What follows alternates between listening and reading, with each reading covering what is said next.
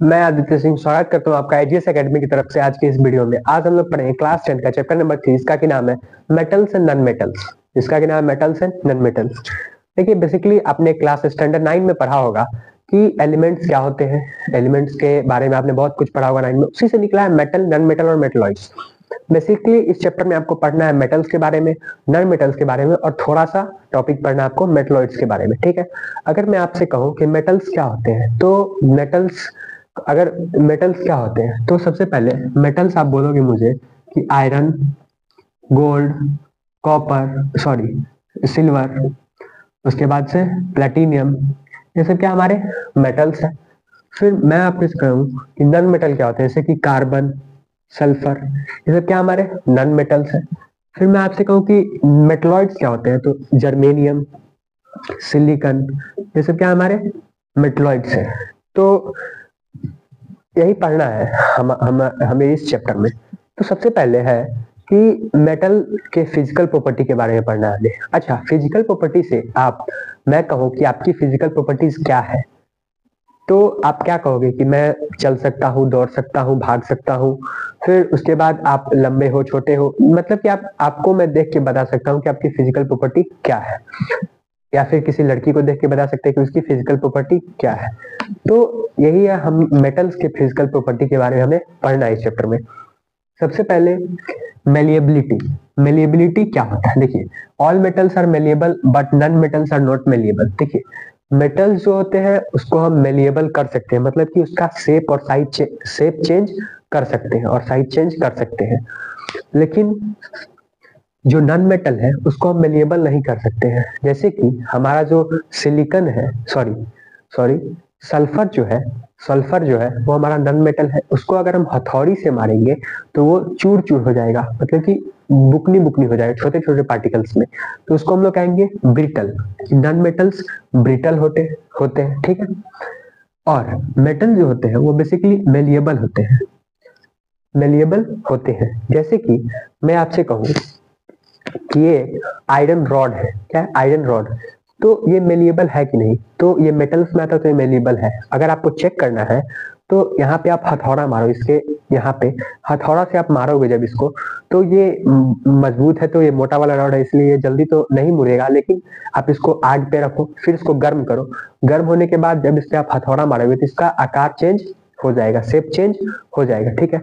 अगर इसको आप बीच से काट दोगे तो उसका साइज कम हो जाएगा कि नहीं। तो मेटल जो है वो मेलिएबल होते हैं।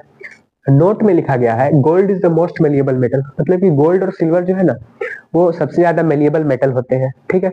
लेकिन गोल्ड जो है वो सबसे ज्यादा मेलिएबल मेटल होता है, ठीक है। चलिए, फिर डक्टिलिटी। डक्टिलिटी क्या है, all metals are ductile but non metal are not ductile.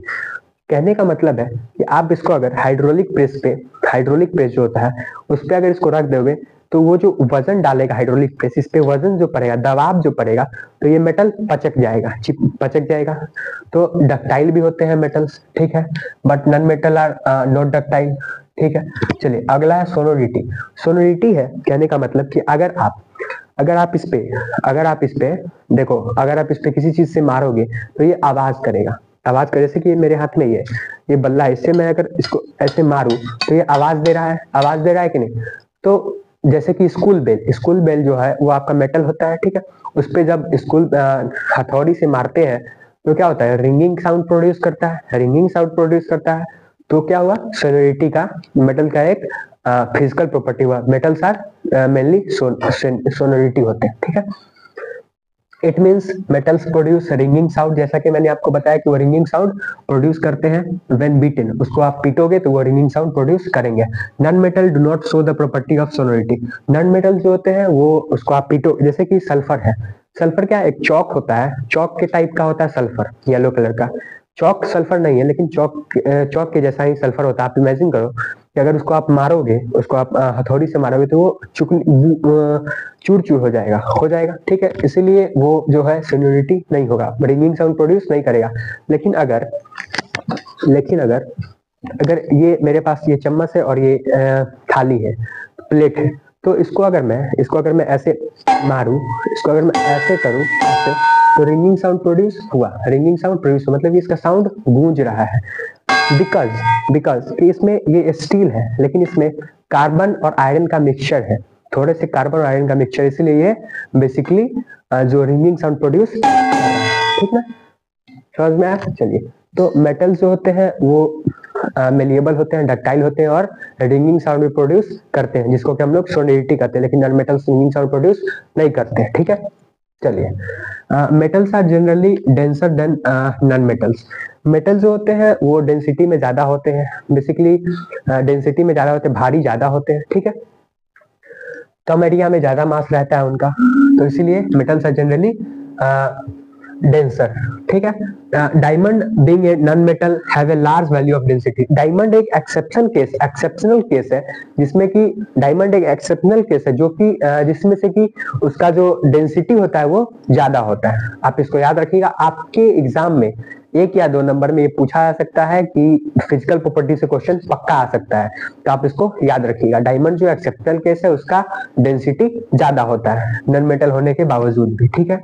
और डायमंड पूरी, आप नॉन मेटल में डायमंड का नाम नहीं लिखोगे क्योंकि ये एक्सेप्शनल केस है, ठीक है। चलिए, लस्टर क्या होता है? मेटल्स जनरली हैव शाइनी और lustre surface and that can polished easily, non metals dull and can not polished.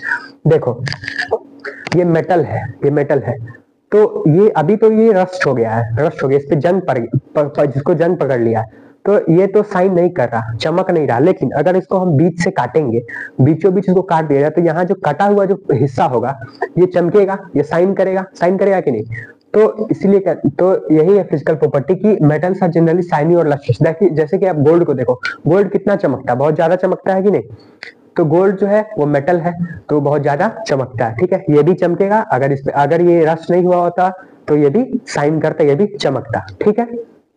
चलिए, जो चमकेगा उसको हम पॉलिश में, जैसे कि आप सुनते हो कि मम्मी लोग जो अपने गहना जो होता है उनका जो ज्वेलरी होते हैं उसको पॉलिश करवाती है, तो जो चमकता है उसको पॉलिश भी हम लोग कर सकते हैं, जिसको जो चमकता है उसको पॉलिश कर सकते हैं, ठीक है।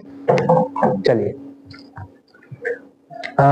वही नॉन मेटल को पॉलिश नहीं किया, पॉलिश करने से कोई फायदा नहीं है, नहीं किया जा सकता है पॉलिश, ठीक है। चलिए, नोट में diamond, bromine, iodine being a non metal have shiny appearance, और एक्सेप्शनल केस में है डायमंड, ब्रोमीन और आयोडीन जो कि शाइनी का अपीयरेंस शो करता है, मतलब कि चमकता है, ठीक है। Conduction of heat, metal are good conductor of heat and electricity, whereas non-metal as bad conductor of heat। देखिए, मेटल जो होते हैं, ये जो मेटल है हमारा आयरन रॉड एक मेटल है, ये जो है इसमें आप अगर एक सर्किट बना लो, जैसे कि एक बॉल ले लो, एक होल्डर ले लो, उसको तार में बॉल में रख दो और दूसरा तार लेके आओ और इस मेटल को उस दोनों तार से छुओ, उस दोनों तार से इसमें लगाओ, हाथ से मत पकड़े रहना भाई, इसको दोनों तार से उसको लगाओगे तो क्या करेगा, हीट मतलब कि इलेक्ट्रिसिटी को जो है वो ट्रांसफर करेगा। आगे कंडक्शन ऑफ इलेक्ट्रिसिटी भी पढ़ना है ना, उसमें मैं आपको बताऊंगा। और ये अगर हीट होगा, देखो जैसे कि अगर मैं ये जो हमारा कंडक्शन ऑफ हीट है, इसमें अगर यहाँ इसको आग पे रख दे, कोयले पे रख दे, तो ये गर्म होते रहेगा, कुछ समय बाद ये लाल हो जाएगा और फिर इसके हम बीट करेंगे, इसको पीटेंगे तो इसका शेप हम चेंज कर सकते हैं, पहला। फिर अब धीरे धीरे जब ये गर्म होता जाएगा तो ये पीछे तक गर्म होता जाएगा। सबसे पहले गर्म होना स्टार्ट होगा तो यहाँ पे नहीं गर्म होगा, यहाँ जहाँ पे रखेंगे यहाँ पे गर्म होगा, धीरे धीरे इसका असर दिखना शुरू होगा यहाँ पे, जहाँ पे हम पकड़े रहेंगे वहां पे, ठीक है। जैसे कि आपके घर में खाना बनता होगा तो कैसे, स्टील है तो स्टील को गर्म करती है कढ़ाई, गर्म होता है आपका, उसके बाद क्या होता है, जब बीच में गर्म होना शुरू होता है, फिर साइड से आपको जो हैंडल होता है उस पे भी आपको गर्मी महसूस होता है, तो उसको कपड़े से पकड़ के आप हटाते हो, ठीक है। तो यही basically metals are good conductor of heat, but वही non metals are bad conductor of heat, ठीक है। चलिए,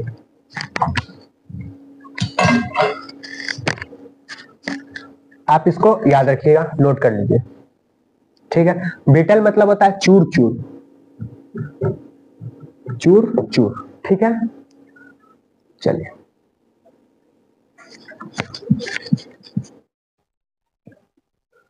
देखिए, तो हमारा अगला टॉपिक है कंडक्शन ऑफ इलेक्ट्रिसिटी। क्या होता है? Metals are good conductor of electricity and non metals are bad conductor of electricity. देखिए जनरली मेटल्स जो होते हैं वो गुड कंडक्टर होते हैं इलेक्ट्रिसिटी के, मतलब कि इलेक्ट्रिसिटी हम अगर मेटल्स के द्वारा पास कराए तो इलेक्ट्रिसिटी पास हो जाएगा, ठीक है। फिर बैड कंडक्टर, जितने भी नॉन मेटल्स है सब बैड कंडक्टर होते हैं, पुअर कंडक्टर होते हैं इलेक्ट्रिसिटी के, ठीक है। और देखिए जैसे कि इसमें एक एक्सेप्शनल केस है, graphite being non metal is a good conductor of electricity. Graphite एक नॉन मेटल है, उसके बावजूद भी वो इलेक्ट्रिसिटी का गुड कंडक्टर है। ग्रेफाइट नॉन मेटल होने के बावजूद भी इलेक्ट्रिसिटी का गुड कंडक्टर है, ठीक है। तो ये एक एक्सेप्शनल केस है, आप इसमें याद रखें। ग्रेफाइट वो की जो आपके पेंसिल में होता है, लेकिन आपके पेंसिल में जो होता है वो पूरी तरह से ग्रेफाइट नहीं होता है। आप सेल में देखोगे तो वो पूरी तरह से ग्रेफाइट होता है, ठीक है। चलिए अब हमारा अगला केस है hardness and appearance. Hardness and appearance में पढ़ेंगे metals are generally hard and solid. Generally metals जो होते हैं वो हार्ड और सॉलिड होते हैं, सॉलिड ठोस होते हैं। Liquid and gas and have grey. ठीक है, जनरली मेटल्स जो होते हैं वो लिक्विड और गैस के फॉर्म में होते हैं, ठीक है। लेकिन यहाँ पे हमें फिजिकल प्रॉपर्टी के बारे में बात करना है तो हम गैस वाले को नहीं लेंगे, जैसे कि ऑक्सीजन नॉन मेटल है तो उसको हम नहीं लेंगे, ठीक है। चलिए liquid and gas have grey silver and grey appearance. Metals जो होते हैं वो जनरली सिल्वर और उनका अपीयरेंस सिल्वर और ग्रे कलर का होता है जनरली, ठीक है। नॉन मेटल्स में be solid and gas have various appearance generally colourless. Non metals जो होते हैं जनरली कलरलेस होते हैं, ठीक है, और ज्यादातर वो लिक्विड और गैस के फॉर्म में पाए जाते हैं, ठीक है। चलिए इसमें भी एक एक्सेप्शनल केस है, mercury is the only metal which is liquid at room temperature. Mercury जो है वो एक मेटल है लेकिन वो रूम टेम्परेचर पे लिक्विड फॉर्म में होता है, ठीक है। चलिए आप एक्सेप्शनल केस याद रखिएगा क्योंकि एग्जाम में आपके 1 नंबर का पूछा जा सकता है फिजिकल प्रॉपर्टीज में से, ठीक है। चलिए अगला है sodium potassium lithium are soft can be easily cut with knife. देखिए सोडियम पोटेशियम और लिथियम हमारे ऐसे मेटल्स हैं जिनको कि हम इजिली काट सकते हैं चाकू से। चाकू से अगर हम उनको काटेंगे तो वो, मान लीजिए सपोज दैट ये सोडियम मेटल है, सोडियम का ये मेटल का टुकड़ा है, तो इसको अगर हम नाइफ से कट करें बीच से तो ये कट हो जाएगा, ठीक है, ठीक है, हो जाएगा। और मेटल्स लस्टर भी होते हैं, लस्ट्रस भी होते हैं, शाइनी भी होते हैं, तो अगर हम इसको काटेंगे बीच से तो यहाँ पे क्या दिखाई देगा हमें, शाइनी टाइप का सरफेस दिखाई देगा, ठीक है। जैसे कि हमने आयरन रॉड में किया था कि मैंने बताया था आपको कि अगर बीच से उसको हम काट दे तो और देखिए यहाँ पे तो वो शाइनी टाइप का दिखाई देगा, ठीक है, चमकेगा मेटल। मेटल जैसे कि गोल्ड कितना चमकता है, ठीक है। चलिए diamond is the hard non metal. देखिए इसमें भी एक्सेप्शनल केस है, डायमंड एक नॉन मेटल लेकिन उसके बावजूद भी वो सॉलिड फॉर्म में होता है, काफी ज्यादा हार्ड होता है, ठीक है। चलिए 9 नंबर है और लास्ट है melting and boiling point. Metals का generally melting and boiling point बहुत हाई होता है। जनरली मेटल्स का मेल्टिंग और बॉइलिंग पॉइंट ज्यादा हाई होता है और नॉन मेटल्स का मेल्टिंग और बॉइलिंग पॉइंट लो होता है, ठीक है। नॉन मेटल्स का मेल्टिंग और बॉइलिंग पॉइंट लो होता है। चलिए अब इसी के आधार पे कुछ क्वेश्चंस हैं हम उनको कर लेते हैं। लिक्विड एट रूम टेम्परेचर, कौन सा ऐसा मेटल जो लिक्विड होता है रूम टेम्परेचर पे? तो मरकरी, सिंपली मैंने आपको बताया कि मरकरी जो होता है रूम टेम्परेचर पे लिक्विड के फॉर्म में होता है। Can be easily cut with knife. Sodium, potassium, lithium, इसको हम काट सकते हैं चाकू से, ठीक है। Is the good conductor of heat और इलेक्ट्रिसिटी। देखिए कॉपर और सिल्वर जो होता है वो गुड कंडक्टर ऑफ इलेक्ट्रिसिटी होता है। कॉपर और सिल्वर जो होता है वो गुड कंडक्टर ऑफ इलेक्ट्रिसिटी होता है, बिकॉज कॉपर और सिल्वर जो है सबसे ज्यादा गुड कंडक्टर होता है सिल्वर, लेकिन सिल्वर को हम घर के वायर में नहीं यूज करते हैं या फिर किसी भी वायर में नहीं यूज करते क्योंकि सिल्वर एक तो कॉस्टली आता है और फिर उसको अगर मान लीजिए हम उसको वायर बना के यूज कर रहे हैं, अगर वोल्टेज ज्यादा होगा आपके घर में, ज्यादा वोल्टेज आएगा तो वो वायर पिघल भी सकता है, इतना ज्यादा वो गुड कंडक्टर होता है इलेक्ट्रिसिटी का, ठीक है, और हीट का, ठीक है। तो सिल्वर और copper is that poor conductor of electricity. Poor conductor कौन से है? जैसे कि लीड जो है हमारा पुअर कंडक्टर है इलेक्ट्रिसिटी का, और मरकरी भी जो है हमारा पुअर कंडक्टर ऑफ इलेक्ट्रिसिटी है, ठीक है। अब इसके बाद देखिए यहाँ पे मैं बताना भूल गया था आपको कि conduction of electricity, good conductor of electricity होता है कॉपर और एजी, मतलब कि सिल्वर। सिल्वर और copper good conductor of electricity है, जैसा कि यहाँ क्वेश्चन के सहारे हमने जाना।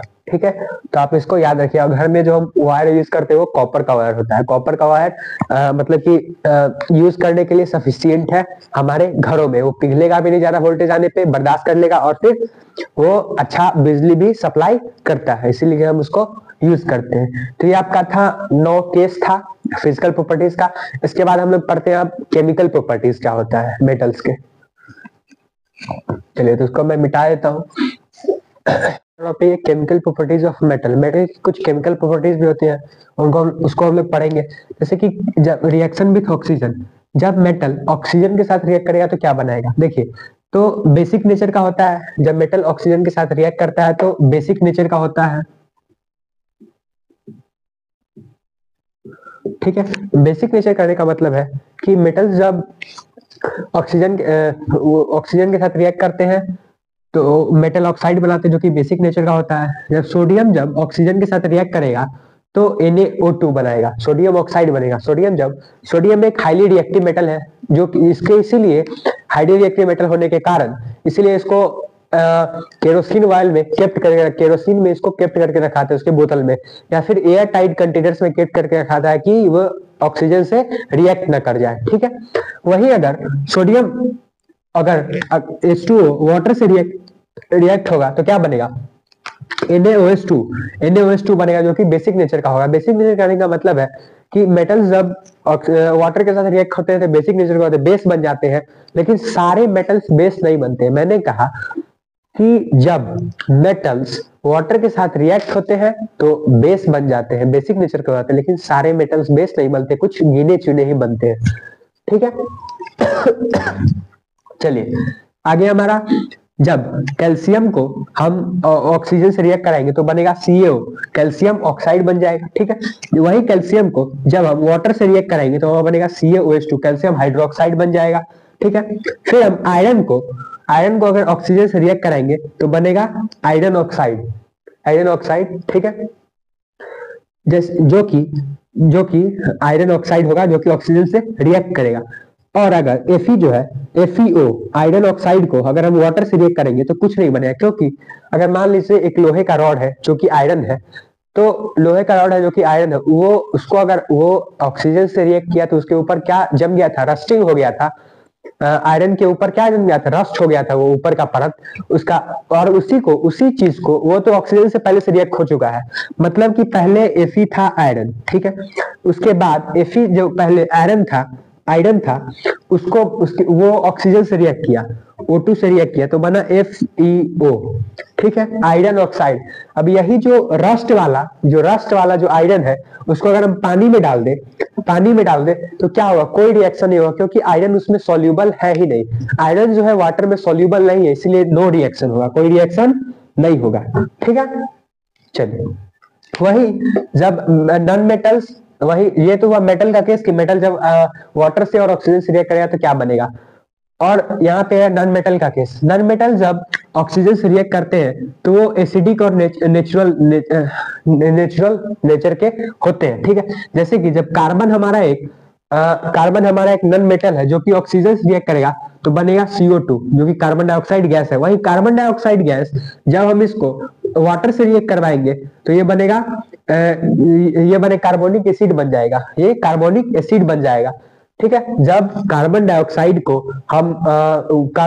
को वाटर में डाल देंगे तो बनेगा हमारा कार्बोनिक एसिड, जो कि कोल्ड ड्रिंक्स में मौजूद है। कोल्ड ड्रिंक्स में एसिड डाले जाते हैं, इसलिए उनको पीने के बाद हमें एसिडिटी टाइप लगता, मतलब कि अजीब सा अंदर से भड़ास आता है। ठीक है, तो उसमें कार्बोनिक एसिड डाले जाते हैं। फिर जब सल्फर को जब हम ऑक्सीजन से पास कराएंगे तो SO2 बनेगा, सल्फर ऑक्साइड बनेगा। फिर जब हम सल्फर ऑक्साइड को H2O से पास करवाएंगे तो H2SO4 बनेगा। ठीक है, फिर जब हम हाइड्रोजन को ऑक्सीजन से पास करवाएंगे तो H2O वाटर बनेगा, जो कि न्यूट्रल होता है। वाटर न्यूट्रल होता है, उसका pH न 7 से ज्यादा होता है न 7 से कम होता है। ठीक है, चलिए तो यही था आपका कि ऑक्सीजन के साथ रिएक्ट करेगा तो क्या होगा मेटल्स, और नॉन मेटल जब ऑक्सीजन के साथ रिएक्ट करेगा, वाटर के साथ रिएक्ट करेगा तो क्या होगा। ठीक है, चलिए अब इस पे हम लोग एक दो क्वेश्चन कर लेते हैं। ठीक है, चलिए देखिए ये जो आयरन है इसका 2-3 केस आपको पढ़ना है, आगे आगे हम पढ़ाएंगे आपको। फिलहाल अभी के लिए आप जानिए कि ऑक्सीजन से रिएक्ट होगा तो FeO बनेगा, फिर वाटर से आयरन रिएक्ट नहीं होगा क्योंकि उसमें सॉल्युबल नहीं है, तो रिएक्शन कैसे होगा, तो कोई रिएक्शन नहीं होगा। ठीक है, तो इसको आप याद रखिए। चलिए हम 2-3 क्वेश्चन कर लेते हैं इस पे।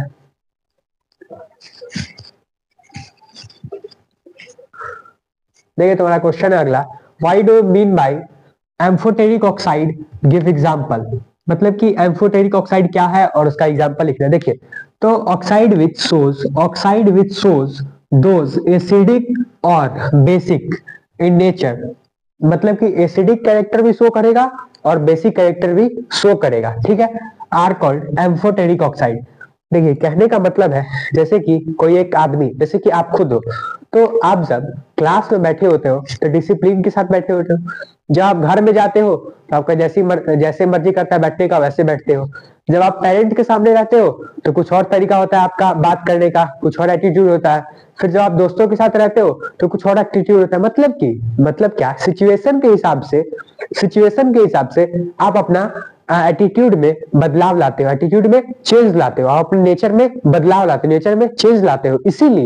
इसीलिए जो एम्फोटेरिक ऑक्साइड है ये भी एसिडिक भी होता है और बेसिक भी होता है, एसिडिक भी होता है और बेसिक भी होता है। जैसे कि एग्जांपल में ZnO, zinc oxide, aluminium oxide, Al2O3, aluminium oxide. देखिए जब एल्युमिनियम जो है और जिंक जो है ये हमारा एम्फोटेरिक ऑक्साइड है, ये हमारा एम्फोटेरिक ऑक्साइड है, जो कि इसका की नेचर बेसिक भी होता है और एसिडिक भी होता है।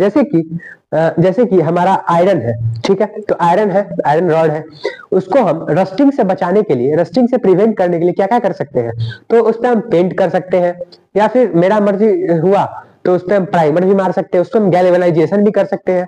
मतलब कि उस पर बहुत सारा चीज कर सकते हैं रस्टिंग को प्रिवेंट करने के लिए हम बहुत सारा चीज कर सकते हैं आयरन पे। वैसे ही हम जिंक पे, हमारा जो जिंक है, एल्युमिनियम है, जिंक और एल्युमिनियम दोनों ही एम्फोटेरिक ऑक्साइड में आते हैं। ठीक है, जैसे कि एल्युमिनियम जो है, एल्युमिनियम ऑक्साइड को अगर हम HCl एसिड से रिएक्ट कराएंगे तो क्या बनेगा, AlCl3 प्लस H2O, मतलब कि सॉल्ट प्लस वाटर। AlCl3 जो है ये हमारा सॉल्ट है और सॉल्ट प्लस वाटर बनेगा किससे, एसिड, जो कि HCl हाइड्रोक्लोरिक एसिड, जो कि एक एसिड है, उससे हम रिएक्ट करवाएंगे एल्युमिनियम ऑक्साइड को, तो हमारा सॉल्ट बनेगा। ठीक है, चलिए Al2O3 जो कि हमारा एल्युमिनियम ऑक्साइड है, उसको अगर हम NaOH जो कि बेसिक है, जो कि बेस है, सोडियम हाइड्रोक्साइड बेस है, HCl एसिड है, जब एसिड से रिएक्ट करवाए तो सॉल्ट प्लस वाटर बना। जब हम एसिड से, ये जो हमारा एसिडिक है एल्युमिनियम ऑक्साइड, उसको हम रिएक्ट करवाएंगे बेस से जो कि सोडियम हाइड्रोक्साइड है, तो हमारा बनेगा NaAl2 प्लस H2O। ये भी हमारा सॉल्ट हुआ और वाटर हुआ। ठीक है, ये भी हमारा क्या हुआ, सॉल्ट प्लस वाटर। तो दोनों ही स्थिति में कैरेक्टर क्या था, सेम था। मतलब कि बेसिक के साथ बेसिक, एसिडिक के साथ एसिडिक, तो इसीलिए हमको कहते हैं उसको एम्फोटेरिक ऑक्साइड। समझ में आया? ठीक है, ये आपके क्वेश्चन एग्जाम में पूछा थे, आप इसको याद रखिएगा।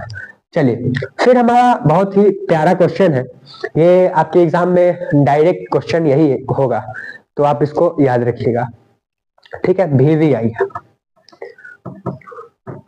चलिए, तो why some metals like sodium, potassium kept in under kerosene oil। देखिए हम क्यों सोडियम और पोटेशियम को केरोसिन ऑयल में केप्ट करके रखते हैं या फिर एयर टाइट कंटेनर में केप्ट करके रखते हैं।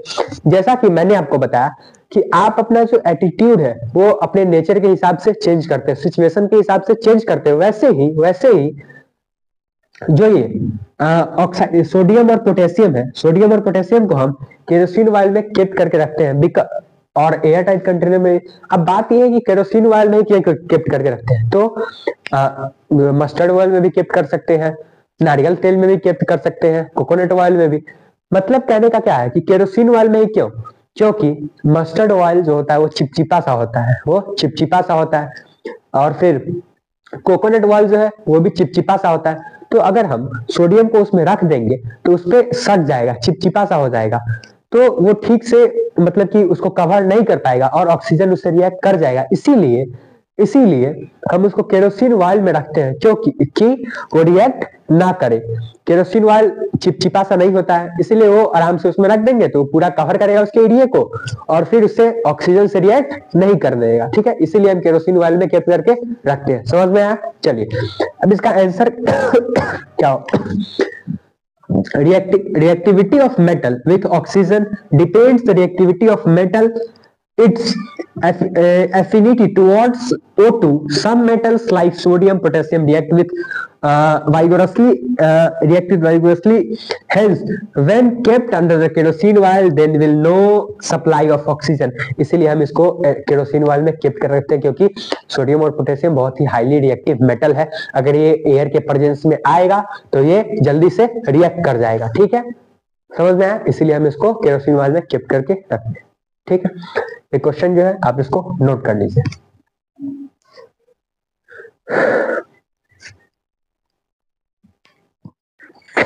देखिए तो अगला टॉपिक है रिएक्शन विथ वाटर। वाटर के साथ ही मेटल रिएक्ट होता है, लेकिन नॉन मेटल रिएक्ट हो, लेकिन आपको बस मेटल के बारे में पढ़ना है कि मेटल कैसे वाटर के साथ रिएक्ट होता है। ठीक है, चलिए पहला आपका वाटर के साथ मेटल रिएक्ट करके बनाता है मेटल ऑक्साइड या फिर मेटल हाइड्रोक्साइड। पहले मेटल ऑक्साइड बनाता है, फिर मेटल हाइड्रोक्साइड बनता है। जैसे कि सोडियम हमारा एक मेटल है, वो जब वाटर के साथ रिएक्ट करेगा तो क्या बनेगा? सोडियम ऑक्साइड, पहले ऑक्साइड बनेगा फिर हाइड्रोक्साइड बनेगा और हाइड्रोजन गैस रिलीज होगा। हाइड्रोजन गैस रिलीज होगा। ये जब रिएक्शन हुआ, सोडियम जब वाटर के साथ रिएक्ट किया तो सोडियम ऑक्साइड बनाया, लेकिन वो जो बचा हुआ जो पानी, उसी रिएक्शन होने के बाद में जो पानी बच गया, जो वाटर बच गया, उसके बाद जब सोडियम ऑक्साइड जब रिएक्ट हुआ वाटर के साथ, तब बना सोडियम हाइड्रोक्साइड। मतलब कि जब सोडियम वाटर के साथ रिएक्ट किया तो सोडियम ऑक्साइड बना सबसे पहले और हाइड्रोजन गैस रिलीज हुआ, लेकिन जब उसी रिएक्शन होने के बाद के पानी के साथ, उसी के पानी के साथ जब फिर सोडियम ऑक्साइड रिलीज हुआ तो बना सोडियम हाइड्रोक्साइड। ठीक है, वैसे दूसरा एग्जांपल है कि कैल्शियम जब वाटर के साथ रिएक्ट हुआ तो बना कैल्शियम ऑक्साइड और हाइड्रोजन गैस रिलीज हुआ। पहले ऑक्साइड बनेगा फिर हाइड्रोक्साइड बनेगा, फिर कैल्शियम ऑक्साइड जो यहाँ है वही बची हुई पानी के साथ रिएक्ट हुआ तो बना कैल्शियम हाइड्रोक्साइड CaOH2। ठीक है, CaOH2। यहाँ पे आग नहीं निकलेगा, हाइड्रोजन निकलेगा, लेकिन वो एक्सोथर्मिक रिएक्शन नहीं होगा, क्योंकि कैल्शियम जो है वो हाईली रिएक्टिव मेटल नहीं है। लेकिन वहीं पे इसी के बराबर में ये जो सोडियम है, ये बहुत ही ज्यादा हाईली रिएक्टिव मेटल, ये ऑक्सीजन के साथ रिएक्ट कर जाता है, वाटर के साथ रिएक्ट करता है, बहुत ही जल्दी रिएक्ट कर जाता है। और जब सोडियम वाटर के साथ रिएक्ट करता है तब उसमें से आग निकलता है, क्योंकि हाइड्रोजन गैस रिलीज होता है, इसीलिए आग का फॉर्म ले लेता है वो, और हाईली एक्सोथर्मिक रिएक्शन होता है, इसीलिए वो आग का फॉर्म में आ जाता है और आग लग जाता है पानी में, और सोडियम पानी के साथ बहुत जल्दी रिएक्ट होता है। ठीक है, फिर metals like gold, silver, platinum do not react with water. मतलब कि कुछ ऐसे मेटल्स है जो कि वाटर के साथ रिएक्ट नहीं भी करते, कुछ ऐसे मेटल्स है जो कि वाटर के साथ रिएक्ट करते हैं, जो कि सोडियम और कैल्शियम का एग्जांपल भी वो कम हाईली रिएक्टिव मेटल है। लेकिन अब सोडियम से भी ज्यादा रिएक्टिव मेटल जैसे कि फ्रांसियम, रुबिडियम, सीजियम। अब देखो जब सोडियम आग लगा रहा है पानी में तो फ्रांसियम, रुबिडियम और सीजियम जाएगा पानी में तो क्या क्या हो सकता है। ठीक है, वैसे ही जब metal like gold, silver, platinum do not react with water, कुछ ऐसे मेटल हैं जो पानी के साथ रिएक्ट नहीं करते, जैसे कि गोल्ड, सिल्वर, प्लेटिनियम आप किसी भी पानी में डालो, या तो ठंडा पानी में डालो या फिर गर्म पानी में डालो या फिर स्टीम वाटर में डालो, कभी ये रिएक्ट नहीं होंगे, किसी भी अवस्था में रिएक्ट नहीं करेंगे। ठीक है, कौन से? Gold, silver, platinum. ठीक है, चलिए अब हमारा अगला है some metals like iron, aluminium do not react with steam. मतलब कि आयरन और एल्यूमिनियम जो है वो स्टीम वाटर के साथ रिएक्ट नहीं होते हैं। जैसे कि जब आप आयरन को स्टीम वाटर के साथ रिएक्ट करवाओगे तो उसमें जंग पकड़ लेगा। ठीक है, ज्यादा टाइम रहने के बाद उसमें रस्ट हो जाएगा, वो रस्ट हो जाएगा ऊपर से। और फिर जब उसको आप, जैसे कि आप गेट देखो, आपके लोहे का गेट है, वो अगर उस पर पेंट नहीं हुआ है तो वो जंग पकड़ लेता है, और फिर जब आप उसको हाथ से ऐसे मारोगे तो जंग थोड़ा सा झड़ भी जाता है। लेकिन एल्यूमिनियम के केस में ऐसा नहीं है। एल्यूमिनियम जब रिएक्ट होता है स्टीम वाटर के साथ जब रिएक्ट होता है तब उसमें भी रस्ट होता है, लेकिन एल्यूमिनियम ऑक्साइड का ही लेयर बनता है जो कि अपने आप को एल्यूमिनियम को ही प्रिवेंट करता है, ना कि रस्टिंग होता है। कहने का मतलब है कि जब आयरन रिएक्ट होता है वाटर के साथ तो आयरन ऑक्साइड का लेयर बनता है FeO, ठीक है, Fe2O का लेयर बनता है जो कि रस्टिंग का लेयर है। और फिर आप जब आयरन को जब आप ऐसे मारोगे किसी चीज से तो वो रस्टिंग गिर जाएगा, झड़ जाएगा, और फिर वो ऑक्सीजन के साथ रिएक्ट होकर फिर नया लेयर बनाएगा रस्टिंग का, ठीक है। और फिर जब आप उसको पेंट कर दोगे अच्छे से तो फिर वो रिएक्ट नहीं करेगा ऑक्सीजन के साथ, फिर कुछ महीना हो जाएगा, 6-8 महीना, तो उसके बाद फिर रिएक्ट करने लगेगा ऑक्सीजन के साथ, ठीक है। तो इसी के लिए प्रिवेंट करने के लिए हम लोग लेयर चढ़ाते हैं, पेंटिंग का गैल्वेनाइजेशन करते हैं, ठीक है। और उसी के बनस्पत में एल्यूमिनियम जो है वो भी ऑक्सीजन से रिएक्ट होता है, लेकिन वो एल्यूमिनियम ऑक्साइड का ही लेयर बनाता है जो कि खुद एल्यूमिनियम को ही प्रोटेक्ट करता है, खुद एल्यूमिनियम को ही प्रोटेक्ट करता है। इसीलिए हमें एल्यूमिनियम पे रस्टिंग देखने को नहीं मिलता है, वो रिएक्ट करता है लेकिन एल्यूमिनियम प्रोटेक्ट करता है खुद अपने आप को, ठीक है। जैसे कि Fe आयरन जो है वो H2O वाटर के साथ रिएक्ट करेगा तो बनाएगा Fe2O3 फेरिक ऑक्साइड और हाइड्रोजन गैस रिलीज होगा। लेकिन आयरन उतना रिएक्टिव मेटल नहीं है जो कि हाइड्रोजन गैस रिलीज होने के कारण उसमें आग लग जाए, जैसे कि सोडियम वाले केस में लग गया था, ठीक है। जैसे कि एल्यूमिनियम, ये भी अगर स्टीम वाटर के साथ रिएक्ट करेगा, जैसा कि मैंने आपको बताया कि Al2O3 एल्यूमिनियम ऑक्साइड का लेयर बना लेगा अपने आप पे, और एल्यूमिनियम खुद अपने आप को प्रोटेक्ट करेगा। जैसे कि एल्यूमिनियम है, ये जब रिएक्ट करेगा ऑक्सीजन से तब ये एल्यूमिनियम ऑक्साइड का लेयर बना लेगा और खुद अपने आप को प्रिवेंट करेगा, रस्टिंग नहीं होने देगा, ठीक है। देखिए मैंने आपको पिछले स्लाइड में बताया था कि जब Fe2O3 ठीक है, Fe2O3 को हम लोग कहते हैं आयरन सेकेंड ऑक्साइड, ठीक है। Fe2O को हम लोग कहते हैं आयरन सेकेंड ऑक्साइड। फिर Fe2O3 को हम लोग कहते हैं आयरन थर्ड ऑक्साइड। और फिर Fe3O4 को हम लोग कहते हैं आयरन सेकेंड और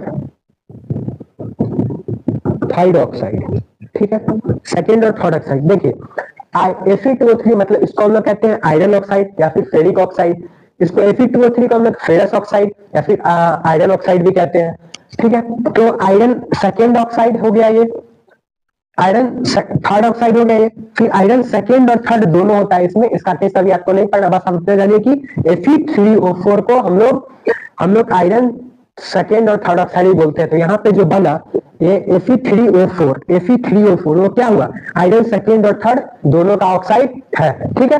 तो आप इसको नोट कर लीजिएगा, ये आपके एग्जाम में आ सकता है। एक इससे क्वेश्चन सीधा आता है कि हम लोग क्यों केप करके रखते हैं केरोसिन ऑयल में सोडियम को, ठीक है, क्यों केप करके रखते हैं, और फिर इससे भी क्वेश्चन आता है। चलिए और चलते हैं अपने अगले टॉपिक की ओर। अगला जो आपका रिएक्शन है वो देखिए, हमारा अगला टॉपिक है reaction with metals and non metals. अभी तक तो हमने पढ़ा कि मेटल्स को अलग, नॉन मेटल को अलग अलग रिएक्ट करवा रहे थे, कभी एसिड से, कभी बेस से, कभी वाटर से, ठीक है।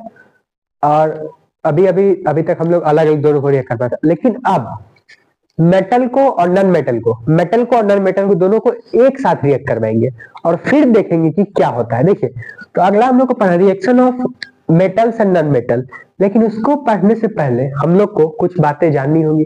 देखिए जैसे कि उससे पहले हम लोग पढ़ेंगे मेटल और नॉन मेटल के डिफिनीशन और उसके बारे में। देखिए अभी तक मैं आपके पूछूं, अभी तक जितना मैंने आपको पढ़ाया उतने में मैं आपको पूछूं कि मेटल्स क्या होते हैं, तो आप बोलोगे कि भैया metals metals sorority sound produce करते हैं, मेटल डक्टाइल होते हैं, मेटल मेलिएबल होते हैं, इस तरह की बातें आप मुझे बताओगे, ठीक, ये ठीक भी है, सही भी है।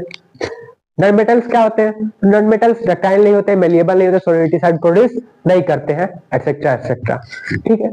लेकिन मेटल्स का कुछ डिफिनीशन भी होता होगा, नॉन मेटल का कुछ डिफिनीशन भी होता होगा।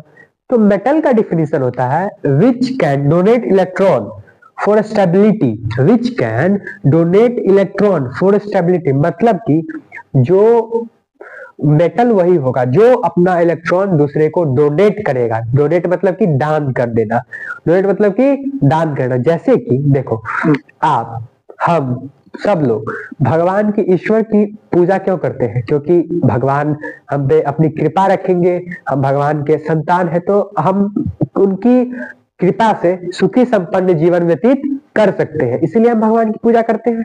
चलिए, तो मेटल्स अपना इलेक्ट्रॉन डोनेट करते हैं, किस लिए? अपने स्टेबिलिटी के लिए।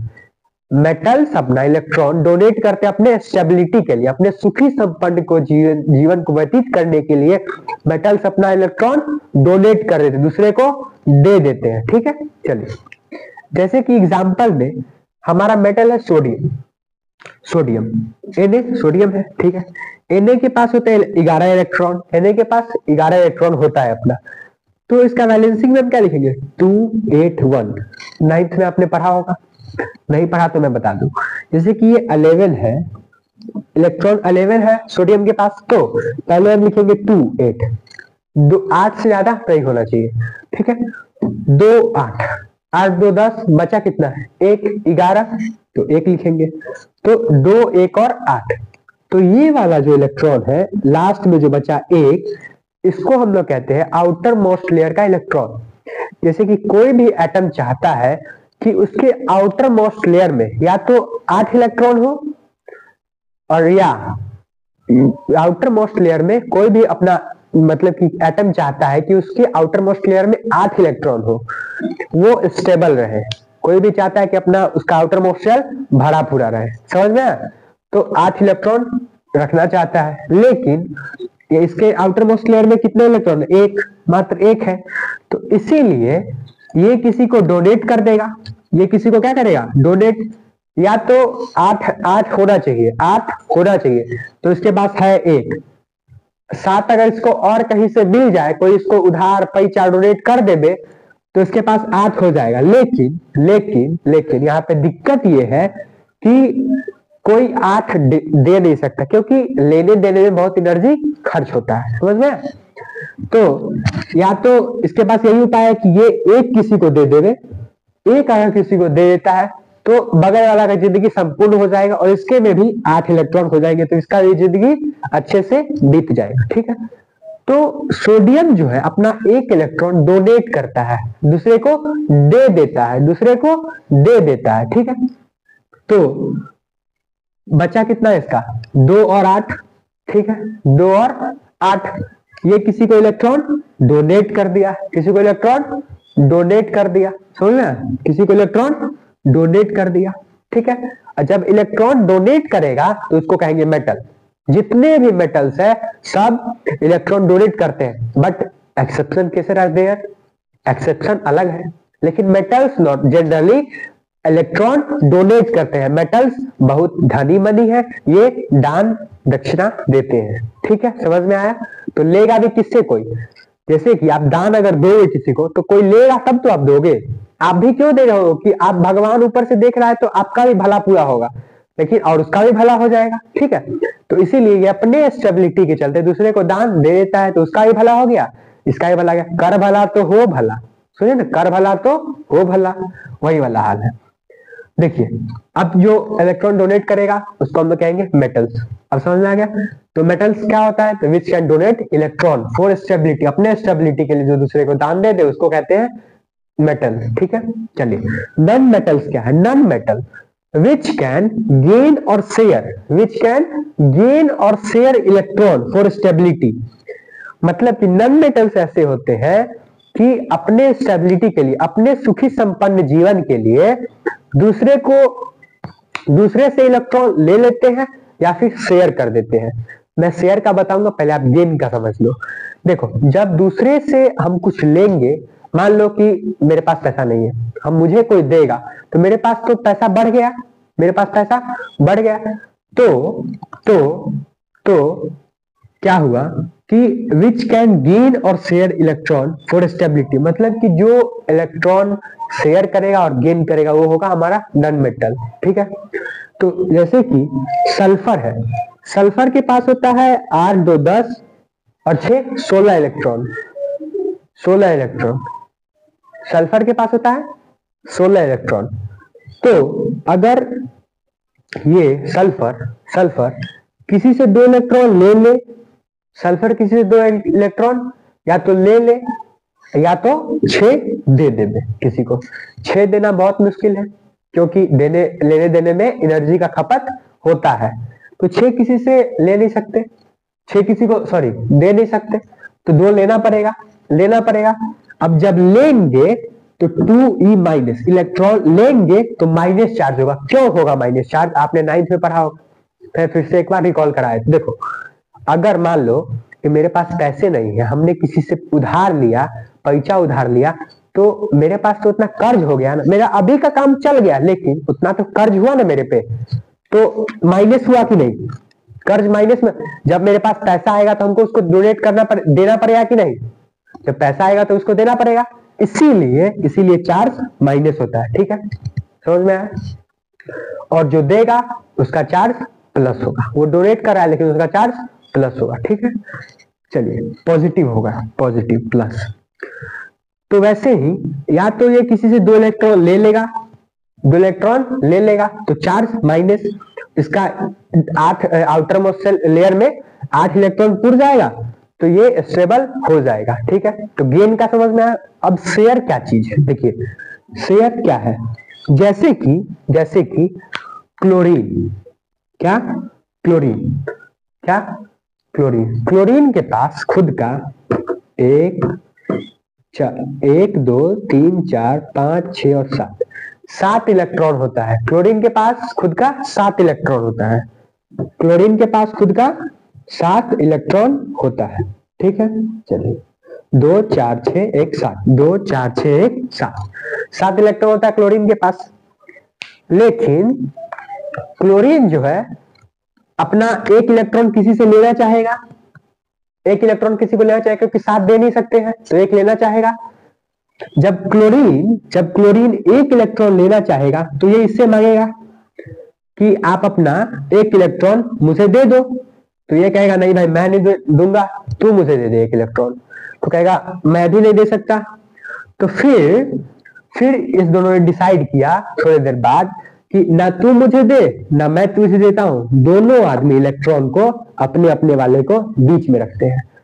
इसको तुम भी यूज कर लेना, इसको हम भी यूज कर लेंगे, इससे मेरा भी काम चल जाएगा, इससे तुम्हारा भी काम चल जाएगा। तो इसी को कहते हैं sharing. Sharing is caring. But अबे आइसक्रीम खा रहे हो क्या अपनी वाली के साथ बैठ के? Sharing is caring in real life. In chemistry sharing is covalent bond. Sharing is covalent bond. Covalent bond के बारे में हम लोग चैप्टर 4 में पढ़ेंगे। कोवैलेंट के बारे में चैप्टर 4 में पढ़ना है। ठीक है, चलिए तो ये अपना 1 इलेक्ट्रॉन ना डोनेट किया ना लिया, दोनों अपना काम चला लिया बीच में रख के। ठीक है, ये भी अच्छी बात है। चलिए इतना समझ में आया मेटल नॉन मेटल। चलिए अब हम लोग इसको समझने के बाद पढ़ेंगे reaction of metals and non metal. लेकिन उससे पहले एक और चीज हमें पढ़ना है, क्योंकि लुईस डॉट स्ट्रक्चर क्या है? Lewis dot structure. अब लुईस डॉट स्ट्रक्चर क्या है? तो भैया तो देखिए लुईस डॉट स्ट्रक्चर जो है इसको लुईस साहब ने दिया था इस लॉ को। इन्होंने कहा कि मान लीजिए सोडियम है, तो सोडियम के पास कितना इलेक्ट्रॉन है? 11 आया था, 8 2 2 1 11 है सोडियम के पास इलेक्ट्रॉन। तो 2 8 और 1 हम इलेक्ट्रॉन को या तो डॉट की फॉर्म में लिख सकते हैं या तो क्रॉस की फॉर्म में लिख सकते हैं। हम इलेक्ट्रॉन को या तो डॉट की फॉर्म में लिख सकते हैं या तो क्रॉस की फॉर्म में लिख सकते हैं। तो यहाँ पे इसके आउटर मोस्ट सेल में 1 इलेक्ट्रॉन है, जो कि डोनेट करेगा किसी को। ठीक है, तो इसको हम ऐसे लिख सकते हैं, सोडियम ऐसे Na 1 इलेक्ट्रॉन। ठीक है, या फिर इसको Na एक क्रॉस लिख सकते हैं। ठीक है, चलिए तो हम ऐसे लिख सकते हैं। ठीक है, इसी को हम लोग कहते हैं लुईस डॉट स्ट्रक्चर। क्या कहते हैं? Lewis dot structure, Lewis dot structure, जैसे कि सल्फर है, सल्फर के पास कितना 2 8 और 6, 8 2 10 16, सल्फर के पास 16 इलेक्ट्रॉन है, सल्फर के पास 16 इलेक्ट्रॉन है। तो इसको हम लुईस डॉट स्ट्रक्चर के फॉर्म में कैसे लिखेंगे? तो लुईस डॉट स्ट्रक्चर में लिखेंगे, इसके आउटर मोस्ट शेल में कितने इलेक्ट्रॉन? 6, आउटर मोस्ट शेल में कितने इलेक्ट्रॉन?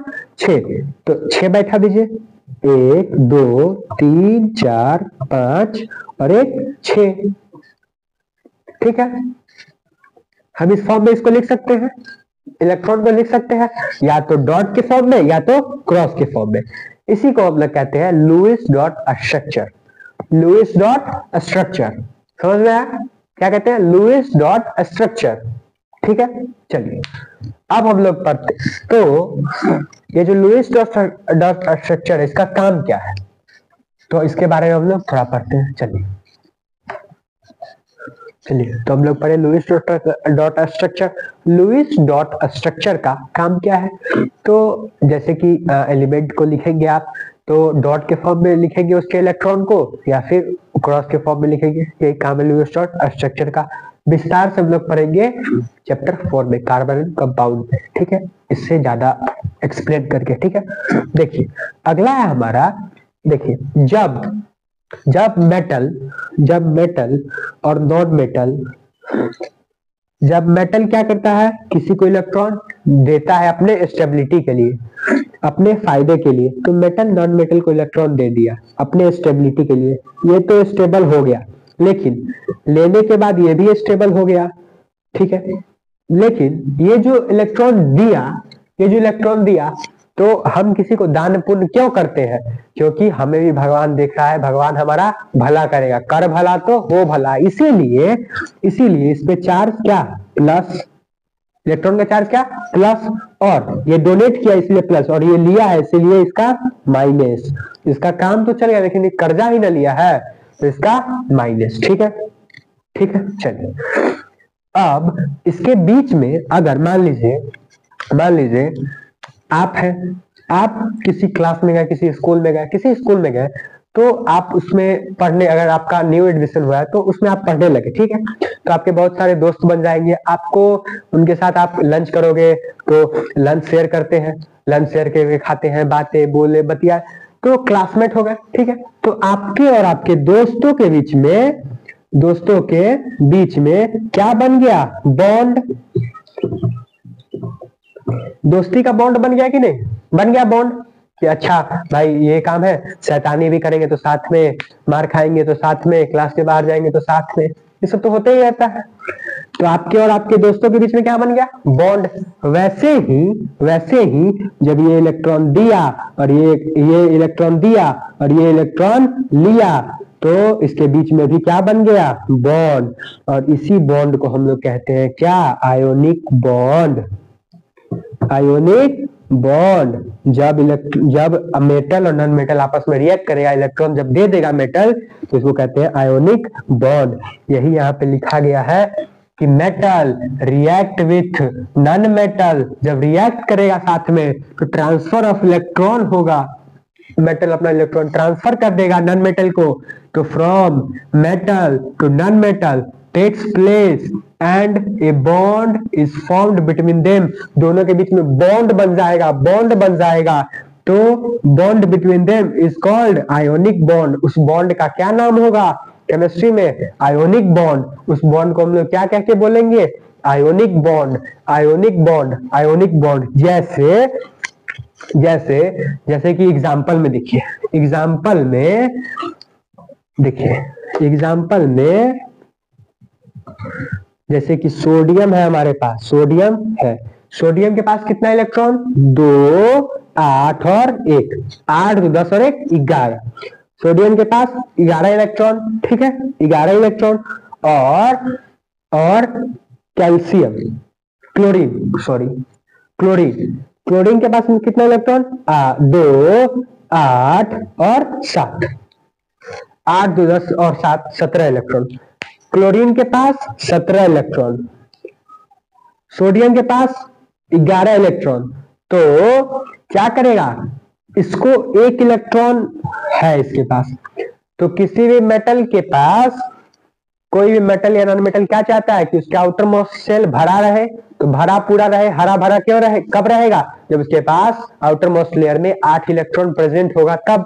तो इसके पास 8 इलेक्ट्रॉन प्रेजेंट नहीं ना है, तो इसको चाहिए कितना, या तो 7 चाहिए +7, या तो ये किसी से ले लेंगे तो -7, या तो ये किसी से ले लेंगे, या तो ये किसी को दे दे एक अपना, ठीक है, सॉरी, या तो ये किसी से ले ले दे, या तो ये किसी से ले ले दे, और या तो एक है इसके पास, एक ही ना देगा, एक है लास्ट में तो एक देगा, तो एक माइनस कर दे दे, ठीक है, दे दे। तो क्लोरीन के पास है 7 इलेक्ट्रॉन, इसको चाहिए एक, तो इसका जो आउटर मोस्ट शेल है वो भरा पूरा हो जाएगा। अब इसको एक डोनेट करना है, इसको एक जरूरत भी है।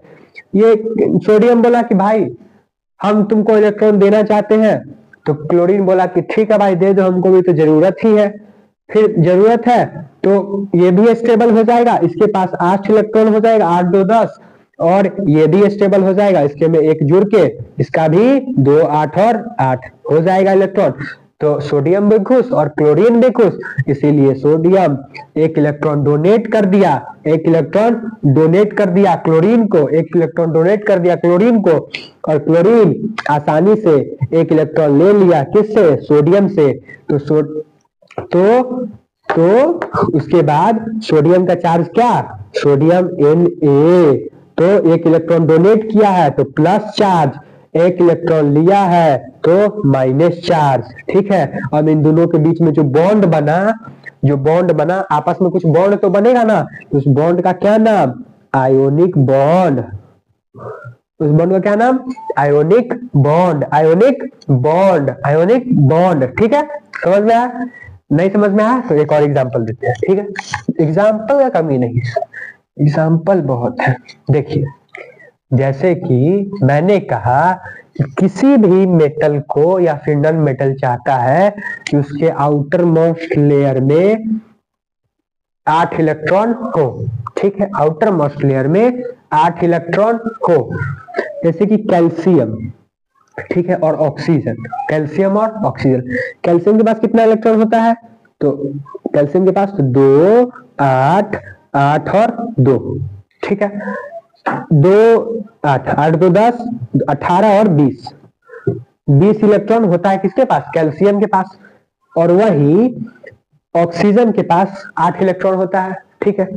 तो कैल्शियम के पास जो 2 इलेक्ट्रॉन है, या तो चाहेगा कि अपना ये स्टेबिलिटी पूरा करे, स्टेबिलिटी मेंटेन करने के लिए या तो इसको किसी से 6 लेना पड़ेगा, तब इसका 8 पुर जाएगा, ठीक है।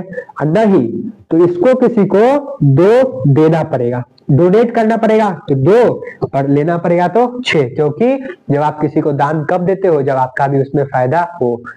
देखो बिना फायदे के यहाँ पे कोई काम नहीं होता, ठीक है। आप भी पढ़ रहे हो तो आपके रिजल्ट के लिए बाद में आगे हायर स्टडीज करोगे तो आपको जाके आगे नौकरी मिलेगी, तो आप भी पैसे कमाओगे तो घर परिवार का ख्याल रखोगे, और ये सही भी है, इसलिए आप अपने फायदे के लिए पढ़ रहे हो, ठीक है। वैसे ही कैल्शियम जो है वो क्लोरीन इलेक्ट्रॉन डोनेट करेगा 2, किसको, ऑक्सीजन को, और ऑक्सीजन के पास 6 इलेक्ट्रॉन है, तो ये कह रहा है, तो ये कैल्शियम को कहा कि भाई हमको 2 जरूरत है तो मेरा स्टेबिलिटी हो जाएगा, तो कहा ठीक है ले लो, इसको भी देने का जरूरत है, इसको भी लेने का जरूरत है, दोनों का मिलाप हो गया, तो इसके पास 2 और 8 8 2 10 इलेक्ट्रॉन, तो 10 इलेक्ट्रॉन तो आ गया, लेकिन ऑक्सीजन पे चार्ज क्या, -2, क्योंकि ये इलेक्ट्रॉन लिया है, और कैल्शियम पे चार्ज क्या, +2, क्योंकि ये इलेक्ट्रॉन दिया है, दान पुण्य किया तो अपना भी फायदा है ना उसमें, इसलिए इस पे +2 और इस पे -2, इस पे -2, तो क्या बन गया, Ca+2 O -2। इस दोनों के बीच में जो बॉन्ड बना, उसको कहेंगे आयोनिक बॉन्ड, उसको क्या कहेंगे, आयोनिक बॉन्ड, और दोनों मिलकर के क्या बन गया, CaO। क्लास 10th के चैप्टर 1 का केमिकल रिएक्शन का पहला रिएक्शन CaO वाला जो फॉर्म होता है, क्या है ये, कैल्शियम ऑक्साइड, क्या है, कैल्शियम ऑक्साइड। समझ में आ गया, अब तो समझ में आ जाना चाहिए, कि बीच में जो बॉन्ड फॉर्म होगा उसको हम लोग कहेंगे आयोनिक बॉन्ड। ठीक है, चलिए नोट कर लीजिए, इसको इरेज कर देते हैं।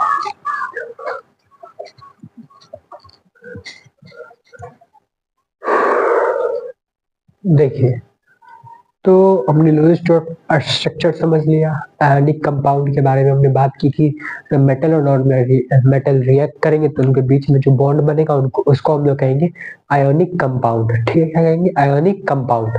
अब आयोनिक कंपाउंड, आयोनिक बॉन्ड, ठीक है। तो आयोनिक कंपाउंड, तो आयोनिक कंपाउंड जो है, compound form any transfer of electron, मतलब कि मेटल और नॉन मेटल के बीच में ट्रांसफर ऑफ इलेक्ट्रॉन हुआ तो क्या बन गया? Ionic bond, ionic compound. ठीक है, सही बात है। चलिए, तो आयोनिक बॉन्ड के, आयोनिक कंपाउंड के कुछ प्रॉपर्टीज भी होते हैं, उसको हम लोग पढ़ते हैं। तो प्रॉपर्टीज ऑफ आयोनिक कंपाउंड, पहला है हमारा क्रिस्टलीन सॉलिड। देखिए, क्रिस्टलीन सॉलिड, क्रिस्टलीन सॉलिड जो होता है वो सॉलिड होगा, वो क्रिस्टलीन के फॉर्म में होगा, वो क्रिस्टलीन के फॉर्म में होगा, उसे वो कहते हैं हम लोग क्रिस्टलीन सॉलिड। इसकी प्रॉपर्टीज है जैसे कि नमक आपका देखो क्रिस्टलीन के फॉर्म में है, तो आयोनिक कंपाउंड का क्या प्रॉपर्टी? क्रिस्टलीन सॉलिड होगा। ठीक है, very high melting and boiling point, very high melting and boiling point due to presence of strong electrostatic force. मतलब कि आयोनिक कंपाउंड का जो मेल्टिंग मतलब कि पिघलने का जो दर होगा, पिघलने का जो पॉइंट होगा वो बहुत ज्यादा होगा और बॉइलिंग पॉइंट भी बहुत ज्यादा होगा। ठीक है, तभी वो जो आयोनिक कंपाउंड है वो पिघलेगा या फिर बॉयल होगा। ठीक है, जैसे कि मेल्टिंग पॉइंट मैंने कहा, तो मेल्ट आप नमक को आप घर में इसको नहीं पिघला सकते हो, आप घर में इसको नहीं पिघला सकते क्योंकि आपके पास उतना ज्यादा हीट नहीं है, हीट नहीं, क्योंकि very high melting and boiling point है। तो जैसे कि आप नमक ले लो, नमक को आप गैस पे रख दो तो उस पर पिघलेगा नहीं, वो नमक को आप गैस पे रख दो तो नहीं पिघलेगा। आपके घर में और क्या चीज है? मोमबत्ती है, तो उसके सामने ये नमक नहीं पिघले, मतलब कि इसको बहुत हाई हीट चाहिए होता है, हाई टेम्परेचर चाहिए होता है इसको पिघलने के लिए। ठीक है, तभी वो मेल्ट हो पाएगा। और बॉयल करने के लिए भी बहुत हाई हीट चाहिए होता है। ठीक है, वैसे बॉयल तो हो जाता है, नमक को पानी में घोल देते तो वो तो मिल जाता है, ठीक, फिर बॉयल भी हो जाता है in the presence of strong heat. इसको इलेक्ट्रोस्टैटिक फोर्स कहते हैं। देखिए, इलेक्ट्रोस्टैटिक फोर्स क्या होता है? जैसे कि हम नमक को, सॉल्ट को वाटर में घोल दे, वाटर में घोल दे, ठीक है, पानी है इसमें हम लोग नमक को क्या करें? घोल दे, तो ये जब घुल जाएगा तो इसको हम लोग कहेंगे क्या? सॉल्यूशन है। किसका सॉल्यूशन है? पानी और नमक का, नमक पानी का सॉल्यूशन है, मिक्सचर है। ठीक है, तो और इसमें जो आप बिजली पास कराओगे, इसमें जो आप बिजली पास कराओगे, देखो, तो अगर सॉल्ट है और वाटर है, ठीक है, तो इसमें जो अगर मान लो कि बिजली क्या, अगर बैटरी को, सेल को डाल दो, सेल जो होता है, सेल को इसके सॉल्यूशन में डाल दो, वाटर और सॉल्ट के सॉल्यूशन में सेल को डाल दो, तो सेल का जो पॉजिटिव जो हिस्सा होगा और जो निगेटिव हिस्सा होगा, उस दोनों पे आपको बुलबुला टाइप का दिखाई देगा, छोटे छोटे बुलबुला दिखाई देंगे, छोटे छोटे बबल्स दिखाई देंगे, आपको छोटे छोटे बबल्स दिखाई देंगे। तो वो किसके बबल्स है? कटायन और अनायंस के, कटायन और अनायंस की क्या है? बबल्स। तो इसी को हम लोग कहते हैं इलेक्ट्रोस्टैटिक फोर्स। क्या कहते हैं? Electrostatic force. और वो जो बबल्स निकले हैं वो पॉजिटिव और निगेटिव के फॉर्म में निकलेगा, और इसी से अगर हम बिजली, हम तार को डालेंगे मतलब कि बिजली पास करवाने के लिए उसके सॉल्यूशन में वाटर और सॉल्ट के, तो वो बिजली कंडक्ट करेगा। बिजली कंडक्ट करेगा। ठीक है, समझ में आया? चलिए, और ऐसे ही अगर इसको सॉलिड के फॉर्म में, क्रिस्टलीन सॉलिड जो कि नमक है, उसमें अगर हम तार को डालेंगे तो बिजली फॉर्म नहीं करेगा, कंडक्ट नहीं करेगा, इलेक्ट्रिसिटी कंडक्ट नहीं करेगा। लेकिन अगर हम उसको सॉल्यूशन में डाल दे तो क्या होगा, सॉल्ट और वाटर के सॉल्यूशन में, उसमें फ्री आयंस है, इसीलिए बिजली कंडक्ट होगा, कंडक्ट करेगा और बल्ब जलेगा अगर उसको आप करके देखो तो। ठीक है, चलिए, और आयोनिक कंपाउंड जो होता है वो वाटर में सॉल्यूबल होते हैं, नमक को आप पानी में आसानी से घोल सकते हो। ठीक है, इनसॉल्यूबल इन अल्कोहल, देखो अल्कोहल में इनसॉल्यूबल होते हैं, जैसे कि घर में जो आपके अल्कोहल होता होगा तो वो अल्कोहल है, वो उसमें आप पानी भी मिलाते हो, पानी भी मिलाते हो, तब तब आप नहीं तो कोई और अल्कोहल अगर कोई कंज्यूम करता है तो उसमें पानी मिला करके लेता है। अगर 100% या फिर 90% अल्कोहल ही उसमें, 100% अगर अल्कोहल ही रहेगा तो उसमें इनसॉल्यूबल होगा क्या, नमक। नमक उसमें नहीं घुलेगा, किसमें, अल्कोहल में।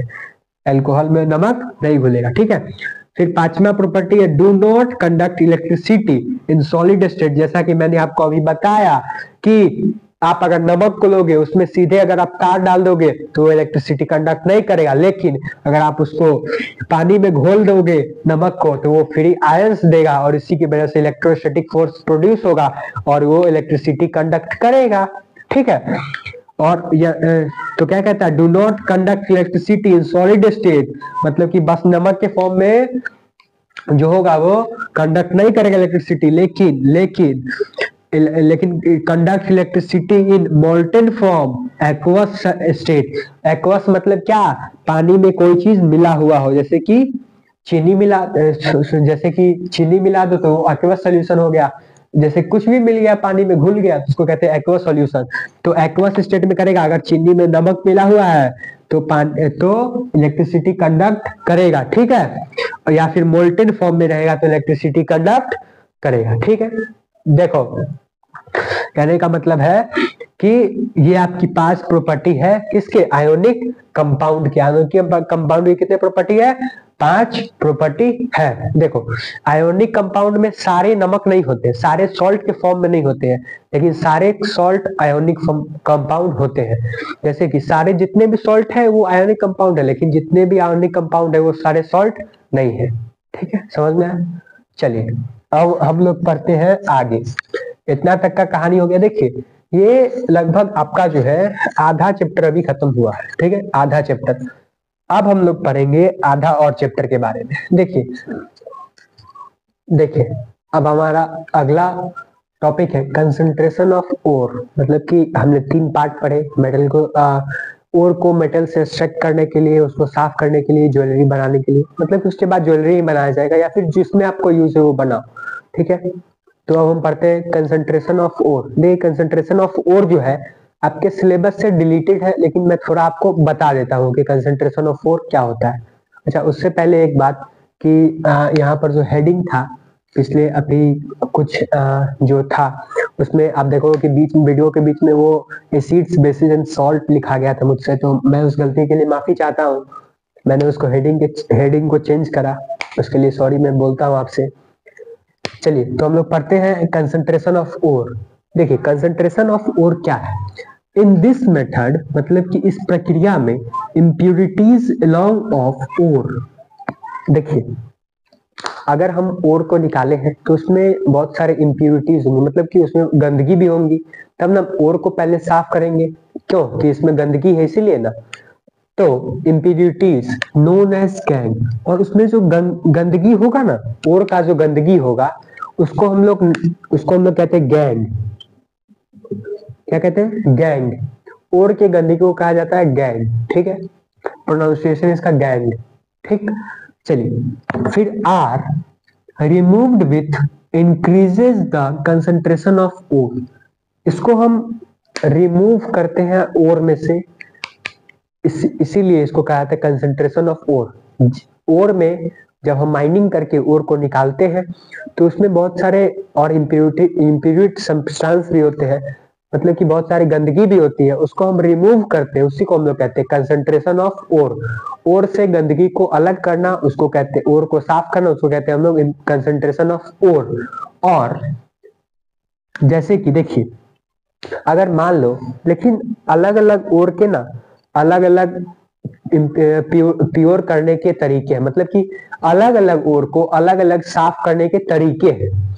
जैसे कि देखो, जैसे कि आप जो कपड़ा इस्तेमाल करते हो, जैसे कि ये कपड़ा है, इसको मैं साफ करूंगा तो इसको कैसे करूंगा, जैसे कि इस पे सर्फ डालूंगा, पहले पानी फिर सर्फ, उसको भिगो के फिर उसको रगड़ूंगा तो ये साफ हो जाएगा अच्छे से, ठीक है।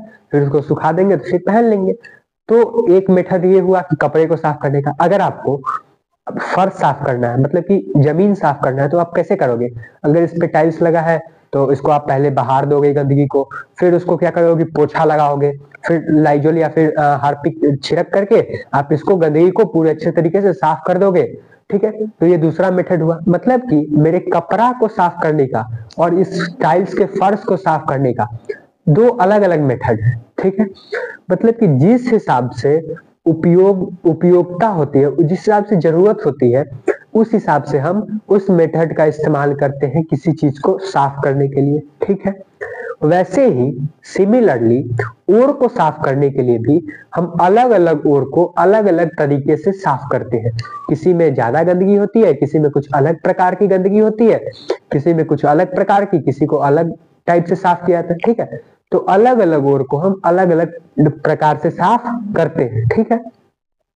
जैसे कि नोट में देखिए, method of concentration method of concentration of ore depend on nature of ore and nature of gang.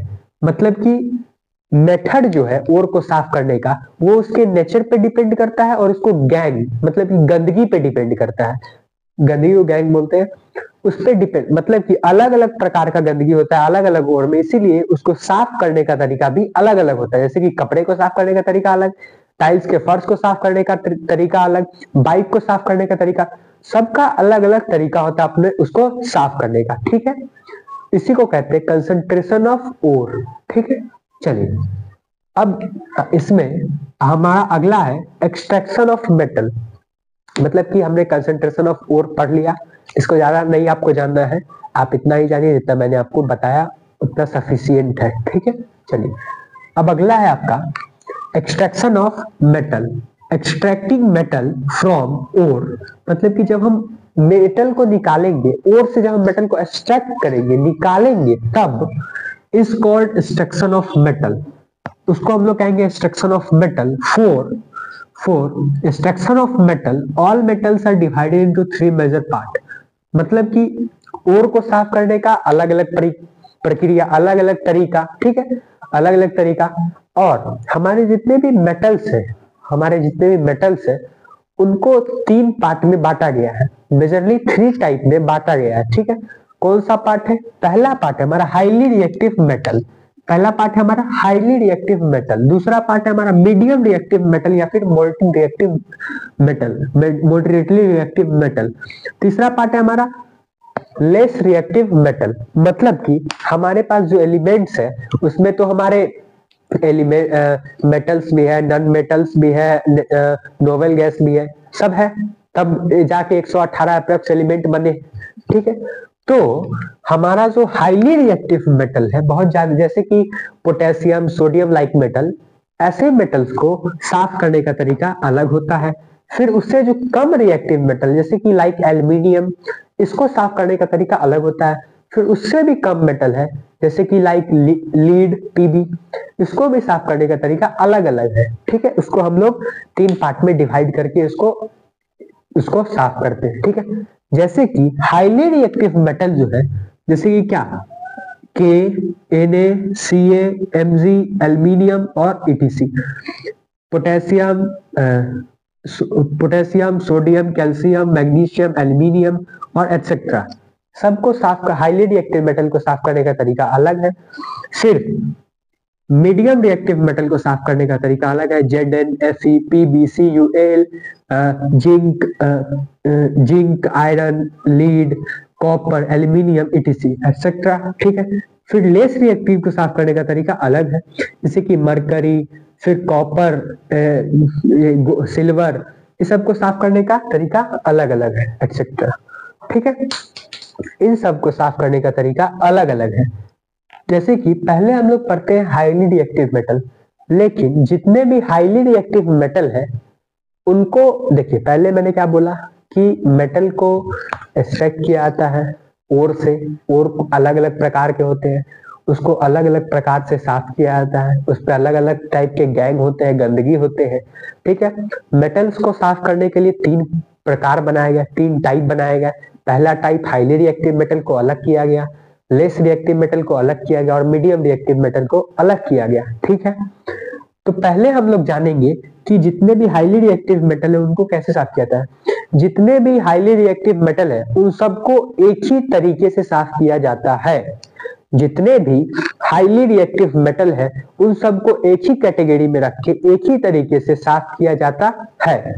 ठीक है, जैसे कि हमारा ओर पहले हम निकाले, पहले हम माइनिंग किए तो हमारा ओर निकला। ठीक है, पहले हम माइनिंग किए तो हमारा ओर निकला।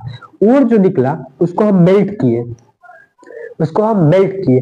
मेल्ट करने के लिए, ओर को मेल्ट करने के लिए, जैसे कि देखिए NaCl जो हमारा, हमने पिछले में पढ़ा आयोनिक कंपाउंड में, हमने एक बॉन्ड में हमने क्या पढ़ा था कि हम अगर नमक को अपने गैस पे पिघलाना चाहे तो हम उसको नहीं पिघला सकते हैं, क्योंकि उसके लिए हाई मेल्टिंग पॉइंट चाहिए, मतलब कि बहुत ज्यादा हीट चाहिए, बहुत ज्यादा हीट चाहिए। वैसे ही ओर को भी पिघलाना आसान नहीं है, ओर को भी मेल्ट कराना आसान नहीं है, इसीलिए उसको हम फैक्ट्री में बहुत ही हाई टेम्परेचर पे, हाई हीट पे, उसको हाई मेल्टिंग पॉइंट पे उसको हीट कराएंगे तो वो तब करेगा, तब मेल्ट होगा।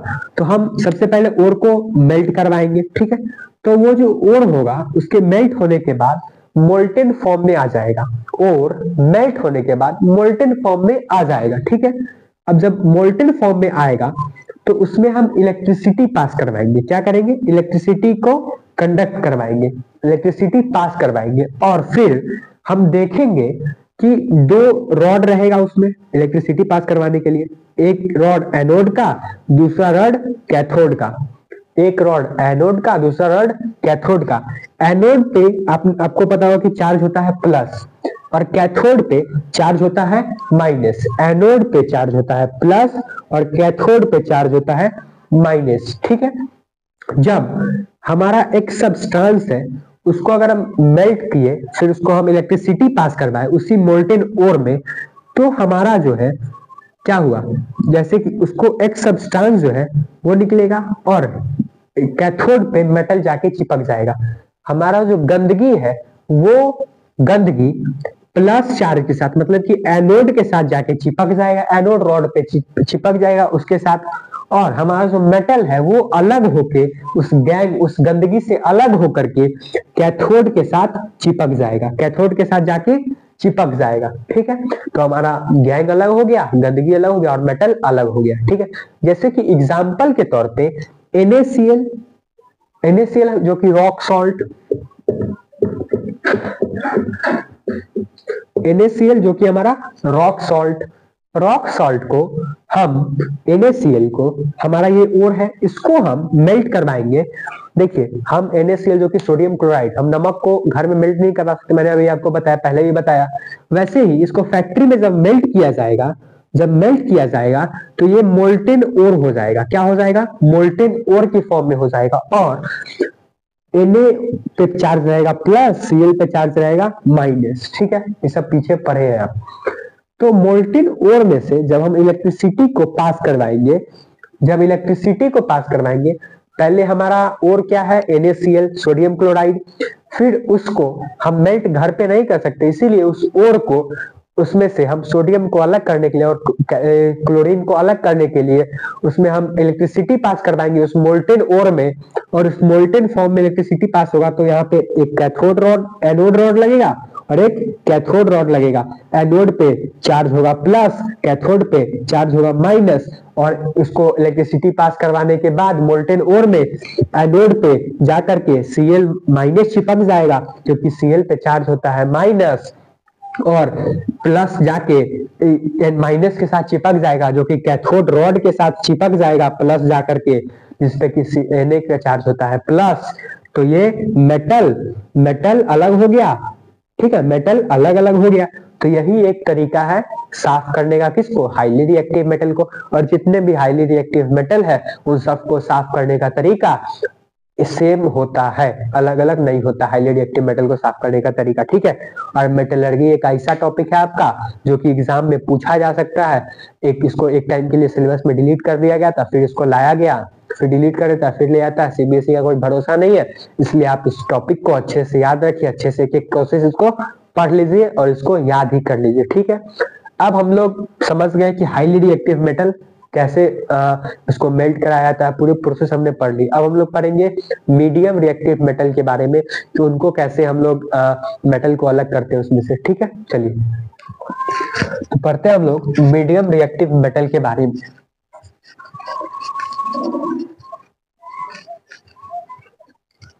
देखिए, तो अब हमने हाईली रिएक्टिव मेटल के बारे में पढ़ लिया, अब हम लोग पढ़ेंगे medium reactive metal. Medium reactive metal क्या होते हैं? देखिए, मीडियम रिएक्टिव मेटल कहने का मतलब है कि जैसे कि मैंने आपको बताया था एल्यूमिनियम, एल्यूमिनियम जो कि मीडियम रिएक्टिव मेटल है, ठीक है।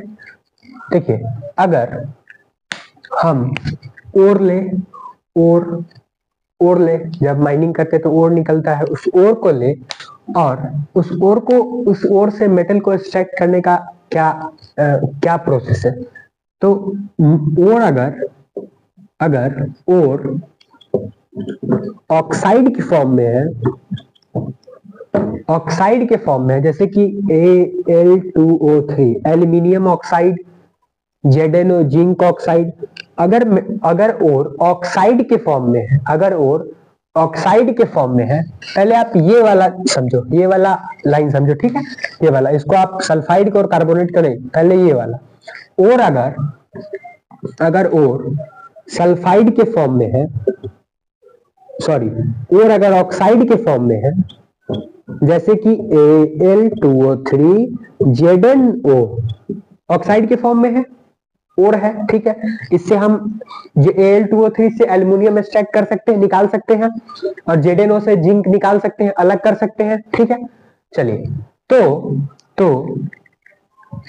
ऑक्साइड के फॉर्म में है, तो मेटल में हम अगर हीट देंगे और उसमें कार्बन डाल देंगे, और अगर ऑक्साइड के फॉर्म में रहेगा तो उस ऑक्साइड को हम हीट देंगे, हाई हीट देंगे और उसमें कार्बन डाल देंगे, तो हमारा जो ऑक्सीजन है, ऑक्साइड में ऑक्सीजन होगा, Al2O3 है तो एल्युमिनियम के साथ ऑक्सीजन मिलकर ऑक्साइड बनाया कि नहीं। तो इस ऑक्सीजन को अलग करने के लिए हम कार्बन को डाल देंगे, जब कार्बन को हम डाल देंगे तो क्या हो जाएगा, हमारा कार्बन जो है O2 को लेकर के निकल जाएगा और कार्बन डाइऑक्साइड बना लेगा या फिर कार्बन मोनोऑक्साइड बना लेगा, ठीक है। और कार्बन जब ऑक्साइड को निकाल लेगा, ऑक्सीजन को अलग कर लेगा, उस ऑक्साइड में से ऑक्सीजन अलग हो जाएगा, तो हमारा मेटल जो है वो मेटल निकल जाएगा, ठीक है।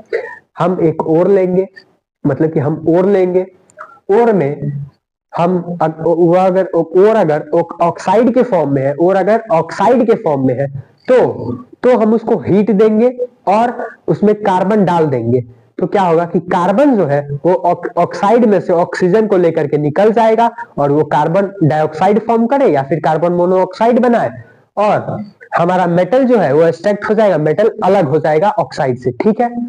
एक तो ये प्रोसेस हुआ। अगर और हमारा सल्फाइड के फॉर्म में है या फिर और अगर कार्बोनेट के फॉर्म में है, देखो और जो होता है बस तीन ही फॉर्म में होता है, या तो ऑक्साइड, या तो सल्फाइड और या तो कार्बोनेट।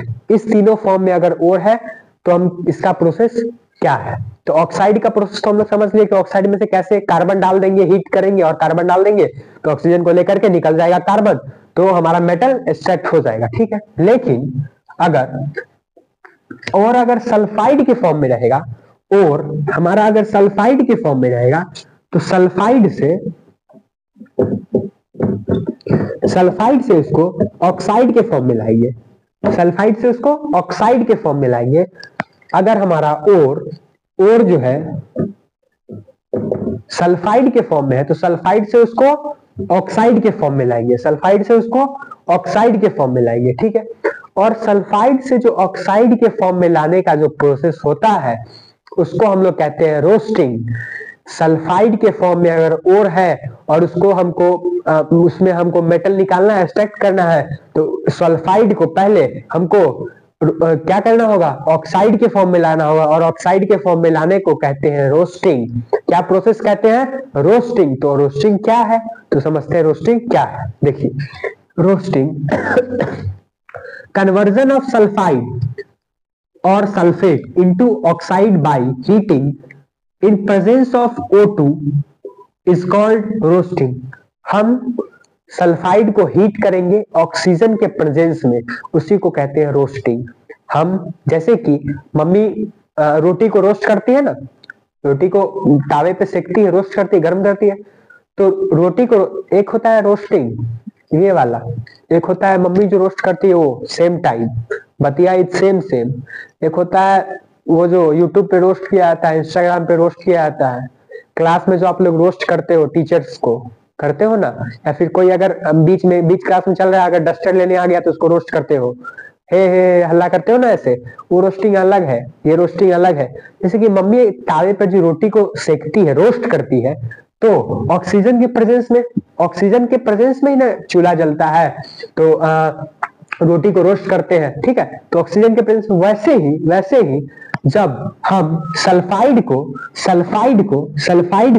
ऑक्सीजन के प्रेजेंस में हीट करेंगे सल्फाइड को ऑक्सीजन के प्रेजेंस में, तब क्या मिलेगा हमको, ऑक्साइड मिल जाएगा। हम सल्फाइड को ऑक्सीजन के प्रेजेंस में हीट करेंगे तो हमारा ऑक्साइड मिल जाएगा। सल्फाइड से क्या बन जाएगा, ऑक्साइड। और ऑक्साइड को हम मेटल बनाने का क्या प्रोसेस है कि ऑक्साइड को हम हीट करेंगे, फिर हीट करेंगे ऑक्साइड को, और हीट करके उसमें कार्बन हीट के दौरान कार्बन डाल देंगे, तो कार्बन क्या करेगा, ऑक्सीजन को लेकर के निकल जाएगा, कार्बन डाइऑक्साइड बनाएगा या फिर कार्बन मोनोऑक्साइड बनाएगा, और मेटल अलग हो जाएगा, ठीक है। सल्फाइड को अगर हम ऑक्साइड के फॉर्म में करेंगे तो इसको क्या बोलेंगे, रोस्टिंग। क्या बोलेंगे, रोस्टिंग। और सल्फाइड ऑक्साइड के फॉर्म में कैसे आएगा, तो सल्फाइड ऑक्साइड के फॉर्म में ऐसे आएगा कि हम उसको रीहीट करेंगे, ऑक्सीजन के प्रेजेंस में हीट करेंगे, ऑक्सीजन के प्रेजेंस में सल्फाइड को हीट करेंगे तो उसको कहते हैं हम लोग ऑक्साइड। और इसी ऑक्साइड जब बना, इसी प्रोसेस को हम नाम दिए रोस्टिंग, इसी प्रोसेस को हम नाम देते हैं रोस्टिंग, ठीक है। अब रोस्टिंग, और रोस्टिंग से फिर बना ऑक्साइड से सेम पुराने वाला मेथड को हम यूज करके मेटल एक्सट्रैक्ट कर लेंगे, ठीक है। अब या अगर और कार्बोनेट के फॉर्म में रहेगा तब हम क्या करेंगे, हमने तो पढ़ा कि और अगर ऑक्साइड के फॉर्म में रहेगा तब क्या होगा, और सल्फाइड के फॉर्म में रहेगा तब क्या होगा, और अगर कार्बोनेट के फॉर्म में है तब क्या होगा, और अगर कार्बोनेट के फॉर्म में है तब क्या होगा, और अगर कार्बोनेट के फॉर्म में है तो उसको भी कार्बोनेट से पहले हम, और अगर कार्बोनेट के फॉर्म में है तो उसको भी कार्बोनेट के फॉर्म से हम ऑक्साइड के फॉर्म में लाएंगे, उसको भी हम ऑक्साइड के फॉर्म में लाएंगे। और अगर सल्फाइड के फॉर्म में था तो उसको हम ऑक्साइड के फॉर्म में लाए थे, तो और अगर कार्बोनेट के फॉर्म में है तो उसको भी ऑक्साइड के फॉर्म में लाएंगे। लेकिन और सल्फाइड के फॉर्म में था तब हम क्या किए थे, हीट किए थे ऑक्सीजन के प्रेजेंस में। लेकिन और अगर कार्बोनेट के फॉर्म में रहेगा तो ऑक्सीजन के एब्सेंस में हीट करेंगे, और वो जो प्रोसेस होगा उसको कहेंगे कैल्सिनेशन। वही बात यहाँ पे लिखा गया है, conservation of carbonate into oxide by heating, गर्म करेंगे, absence of oxygen is called calcination. हम कार्बोनेट को हीट करेंगे ऑक्साइड के फॉर्म में लाने के लिए, लेकिन ऑक्सीजन के प्रेजेंस में नहीं, एब्सेंस ऑफ ऑक्सीजन। और ये जो पूरा प्रोसेस होगा इसी प्रोसेस को कहते हैं कैल्सिनेशन।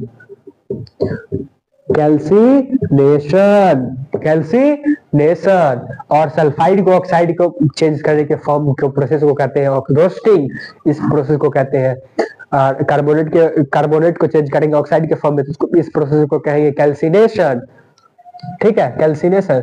और यहाँ पे जब कैल्सिनेशन हो गया, हमारा ऑक्साइड के फॉर्म में आ गया कार्बोनेट, तब हम ये जो हीट करेंगे किसको, कार्बन देंगे, हीट करने के दौरान कार्बन देंगे, तो कार्बन क्या करेगा, ऑक्सीजन को लेके निकल जाएगा और CO2 बनाएगा, कार्बन डाइऑक्साइड या फिर कार्बन मोनोऑक्साइड, और मेटल हमारा एक्सट्रैक्ट हो जाएगा, ठीक है। जैसे कि एग्जाम्पल आप देखिए, एग्जाम्पल जैसे कि जिंक ब्लेड, ये हमारा एक और है जेडएनएस। मैंने आपको बताया था एक टेबल के दौरान, पीछे वाले स्लाइड में टेबल के दौरान जेडएनएस बताया था, जेडएनएस, एचजीएस बताया था, मरकरी, एस का मतलब क्या, सल्फाइड के फॉर्म में, जिंक किसके फॉर्म में, सल्फाइड के फॉर्म में, मरकरी किसके फॉर्म में, सल्फाइड के फॉर्म में, सल्फाइड के फॉर्म में, ठीक है, सल्फाइड के फॉर्म में। अगर जेडएनएस को हम हीट देंगे और किसके प्रेजेंस में, ऑक्सीजन के प्रेजेंस में, क्योंकि सल्फाइड को जब हम ऑक्साइड के फॉर्म में लाने के लिए हीट करते हैं तो ऑक्सीजन के प्रेजेंस में करते हैं, ठीक है, तो बनेगा हमारा ZnO, मतलब कि ऑक्साइड में चेंज हो गया, हमारा जो सल्फेट था वो ऑक्साइड के फॉर्म में चेंज हो गया, और फिर हम ऑक्साइड जो कि हमारा ओर है, उस ओर को मेटल बनाने के लिए हम हीट देंगे और उसमें कार्बन डालेंगे, तो कार्बन क्या करेगा, अपने ऑक्सीजन को लेके, ऑक्सीजन के साथ अपना रिएक्शन करके उसको बॉन्ड बना के ऑक्सीजन के लेके CO2 उड़ जाएगा, हट जाएगा, और हमारा मेटल जो है जिंक वो हमारा एक्सट्रैक्ट हो जाएगा। इसी प्रोसेस को कहते हैं medium reactive metal. Medium reactive metal को हम कैसे अलग करते हैं आपने पता चल गया।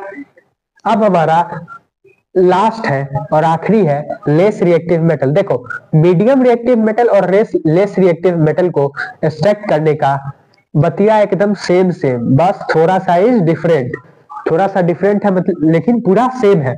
जैसे कि लेस रिएक्टिव मेटल है तो अगर और हमारा ऑक्साइड के फॉर्म में है तो और अगर हमारा ऑक्साइड के फॉर्म में है तो इसको हम बस हीट देंगे।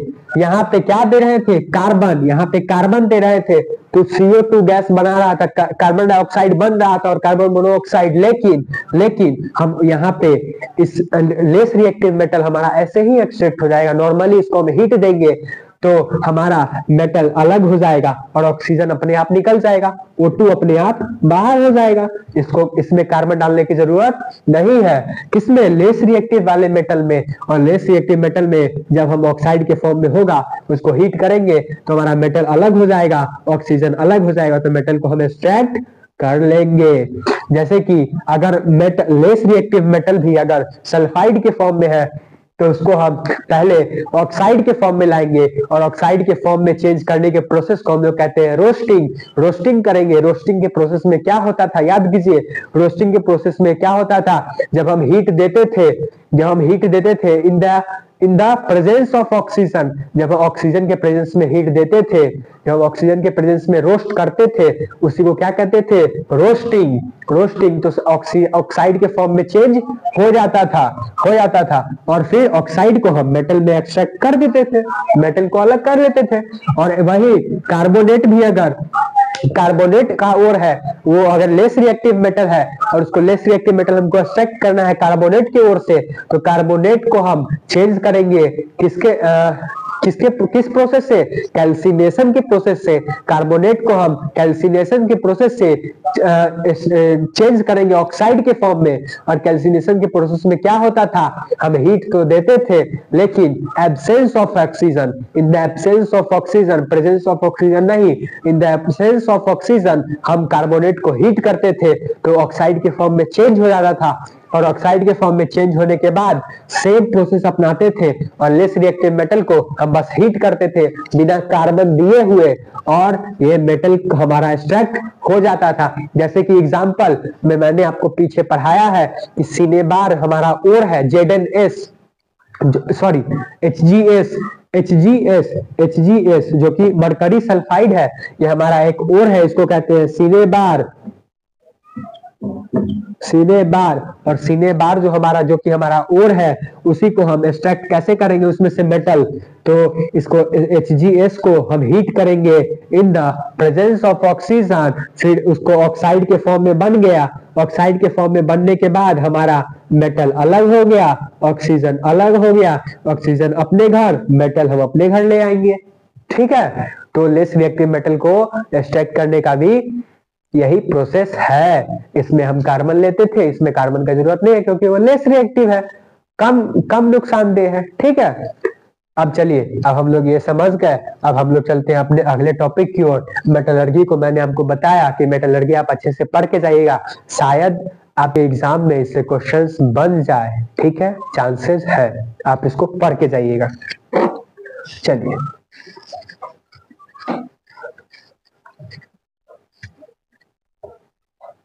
देखिए हमारा अगला टॉपिक है रिफाइनिंग ऑफ मेटल। अभी तक हमने क्या देखा कि मेटल को पहले ओर को निकाला गया, माइनिंग करके ओर को निकाला गया, फिर ओर को साफ किया गया, ठीक है, ओर को साफ किया गया, कंसंट्रेशन ऑफ ओर, ठीक है, और फिर उसके बाद क्या किया गया, फिर ओर से जो मेटल को अलग किया गया, ओर से मेटल को अलग किया गया, और फिर मेटल को, अब मेटल को भी साफ किया जाएगा। पहले ओर को साफ किया गया, फिर ओर को मेटल से अलग किया गया, और मेटल जो निकला उसमें भी तो कुछ इम्प्योरिटीज होंगी, उसमें भी तो कुछ गंदगी होगा, तो उसको भी अब साफ किया जाएगा, ठीक है। तो इसको कहते हैं refining of metal, refining of metal. देखिए, तो रिफाइनिंग ऑफ मेटल में क्या है, the metals produced by various reduction process above are not very pure. They contain impurities which must be removed to obtain from pure metal. The most widely used method for refining impure metal of electrolytic process. देखिए, कहने का मतलब है कि metal को refining करने के लिए हम क्या करते हैं कि इसको मेल्ट करेंगे। जैसे कि हम क्या करते थे, मेटल को, मैंने बताया आपको कि इसको हीट देंगे, लार्ज अमाउंट में हीट देते हैं, हाईली रिएक्टिव मेटल को, मीडियम रिएक्टिव मेटल को और लेस रिएक्टिव मेटल को लार्ज अमाउंट में हीट देंगे, तो क्या होगा, ऑक्सीजन जो गैस होगा, उसके ऑक्सीजन जो गैस होगा वो कार्बन के साथ कार्बन डाइऑक्साइड बना लेगा, कार्बन मोनोऑक्साइड बना लेगा। अभी पिछले रिएक्शन में हम लोग पढ़ा, तो और मेटल्स हमारी अलग हो जाएंगी। लेकिन और फिर हमको मेटल जो निकला उसमें भी कुछ इम्प्योरिटीज है, तो उस इम्प्योरिटीज को अलग करने के लिए हम उसको मेटल को अगर पिघला दे तो ये तो अलग हो जाएगा। पिघलने के बाद मेटल जो उसका मेल्ट होगा उसके ऊपर पूरा गंदगी आ जाएगा, उसको हम हटा देंगे।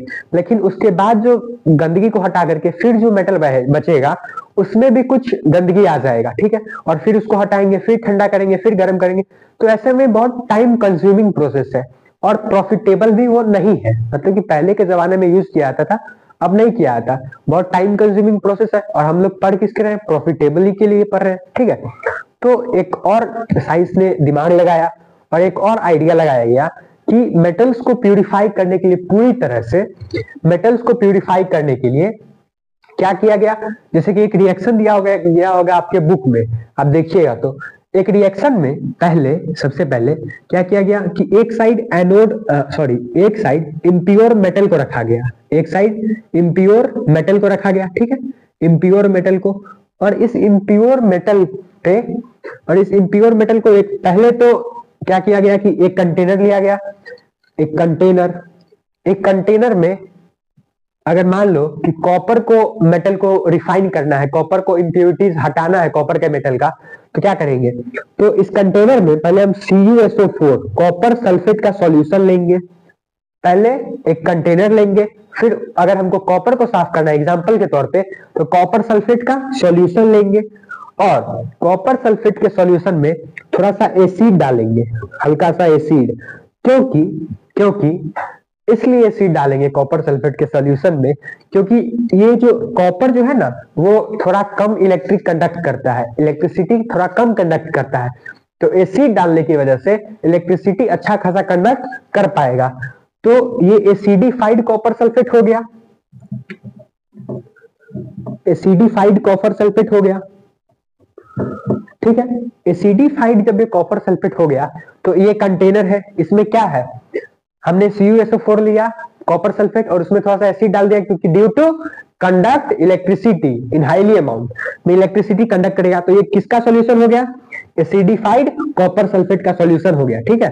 अब आगे, अब इसी सॉल्यूशन में CuSO4, इसी सॉल्यूशन में हम एक तरफ इम्प्योर कॉपर लेंगे, ऐसे इम्प्योर कॉपर है ये, इम्प्योर कॉपर, ठीक है, और दूसरी तरफ, उसी के दूसरी तरफ हम प्योर कॉपर लेंगे, प्योर कॉपर। क्या लेंगे? Pure copper, pure copper, pure copper लेंगे, ठीक है। एक तरफ इम्प्योर कॉपर, दूसरी तरफ प्योर कॉपर लेंगे। और इम्प्योर जो कॉपर होगा, इम्प्योर जो कॉपर होगा उस पे हम प्लस का चार्ज देंगे, मतलब कि बैटरी जो कनेक्ट करेंगे तो उसका पॉजिटिव वाला हिस्सा जो होगा उसको हम जोड़ेंगे इम्प्योर कॉपर से, तो हो गया एनोड, उसको हम बोलेंगे एनोड। इम्प्योर कॉपर को हम जब पॉजिटिव चार्ज से जोड़े तो हो गया एनोड, एक तरफ एनोड तो दूसरी तरफ कैथोड, तो दूसरी तरफ निगेटिव चार्ज। और प्योर जो कॉपर होगा हमारा, प्योर जो कॉपर का शीट होगा या फिर वायर होगा उसको हम लोग देंगे माइनस चार्ज, मतलब कि नेगेटिव चार्ज इस साइड। प्योर कॉपर पे पॉजिटिव और प्योर कॉपर पे निगेटिव, प्योर कॉपर पे नेगेटिव चार्ज देंगे। अब जब ये सॉल्यूशन है एसिडिफाइड कॉपर सल्फेट का, एसिडिफाइड कॉपर सल्फेट का ये जो सॉल्यूशन है, इस पे क्या हुआ कि अगर हम यहाँ पे स्विच है, अगर एक साइड कैथोड में कौन सा जा रहा है चार्ज? माइनस चार्ज जो कि प्योर कॉपर है, और एनोड में जा रहा है प्लस चार्ज जो कि इम्प्योर कॉपर है, ठीक है। हमको इसका इम्प्योरिटीज निकालना है, इम्प्योर कॉपर का इम्प्योरिटीज निकालेगा भाई, कोई प्योर कॉपर का इम्प्योरिटीज कैसे निकालेगा, ठीक है। तो इम्प्योर कॉपर का इम्प्योरिटी निकालना है हमको, और कॉपर पूरा जो प्योर होगा उसको अलग करना है मेटल को, ठीक है। तो अगर हम यहाँ से स्विच ऑन कर दे, स्विच ऑन कर दे, तो ये जो प्योर वाला कॉपर होगा इस पे कौन सा चार्ज जाएगा? माइनस चार्ज, और इम्प्योर वाले कॉपर पे प्लस चार्ज जाएगा, इम्प्योर वाले कॉपर पे प्लस चार्ज जाएगा, प्लस चार्ज।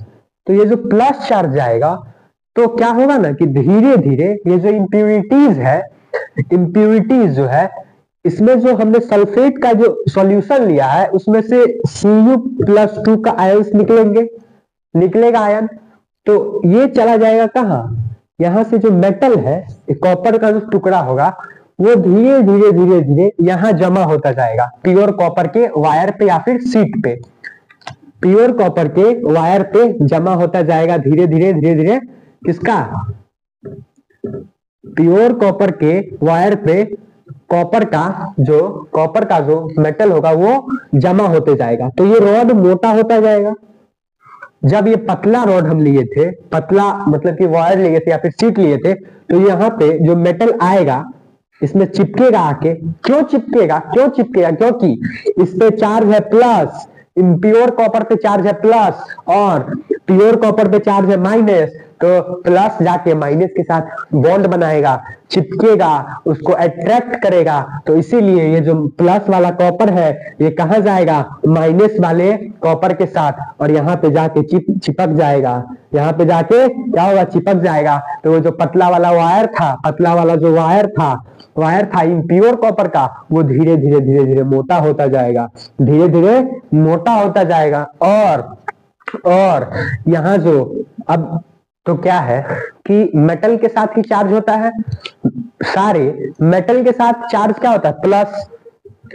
मेटल के साथ चार्ज प्लस, इलेक्ट्रॉन गेन करते हैं मेटल, मेटल के पास इलेक्ट्रॉन ज्यादा होता है, ठीक है। तो वो किसको डोनेट करते हैं? दान देते हैं इम्प्योर मेटल को, इम्प्योर वाले को दान देते हैं, ठीक, सॉरी नन मेटल को दान देते हैं। जब मेटल के पास चार्ज इलेक्ट्रॉन ज्यादा होता है तो वो किससे अपने वो जो आउटर मोस्ट लेयर में 8 इलेक्ट्रॉन पूरा करने के लिए किसको डोनेट करते हैं? इलेक्ट्रॉन, नन मेटल्स को इलेक्ट्रॉन डोनेट करते हैं। और जब नन मेटल्स को इलेक्ट्रॉन डोनेट करते हैं तब ये जो प्लस चार्ज है ये उठ के जाएगा यहाँ पे माइनस में।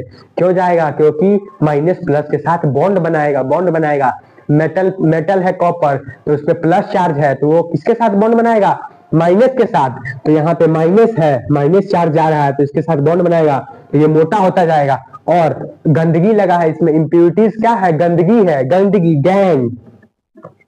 गैंग मैंने आपको पीछे पढ़ा, गैंग मतलब गंदगी जो होगा इसमें वो झर के नीचे यहाँ पे नीचे जमा होता जाएगा, नीचे जमा हो जाएगा गंदगी। और मेटल कहाँ जाएगा? अट्रैक्ट करके मेटल जाएगा इस कैथोड रॉड पे जाके, जो कि प्योर मेटल का है, और इस पे जाके चिपक जाएगा कौन सा? हमारा कॉपर मेटल।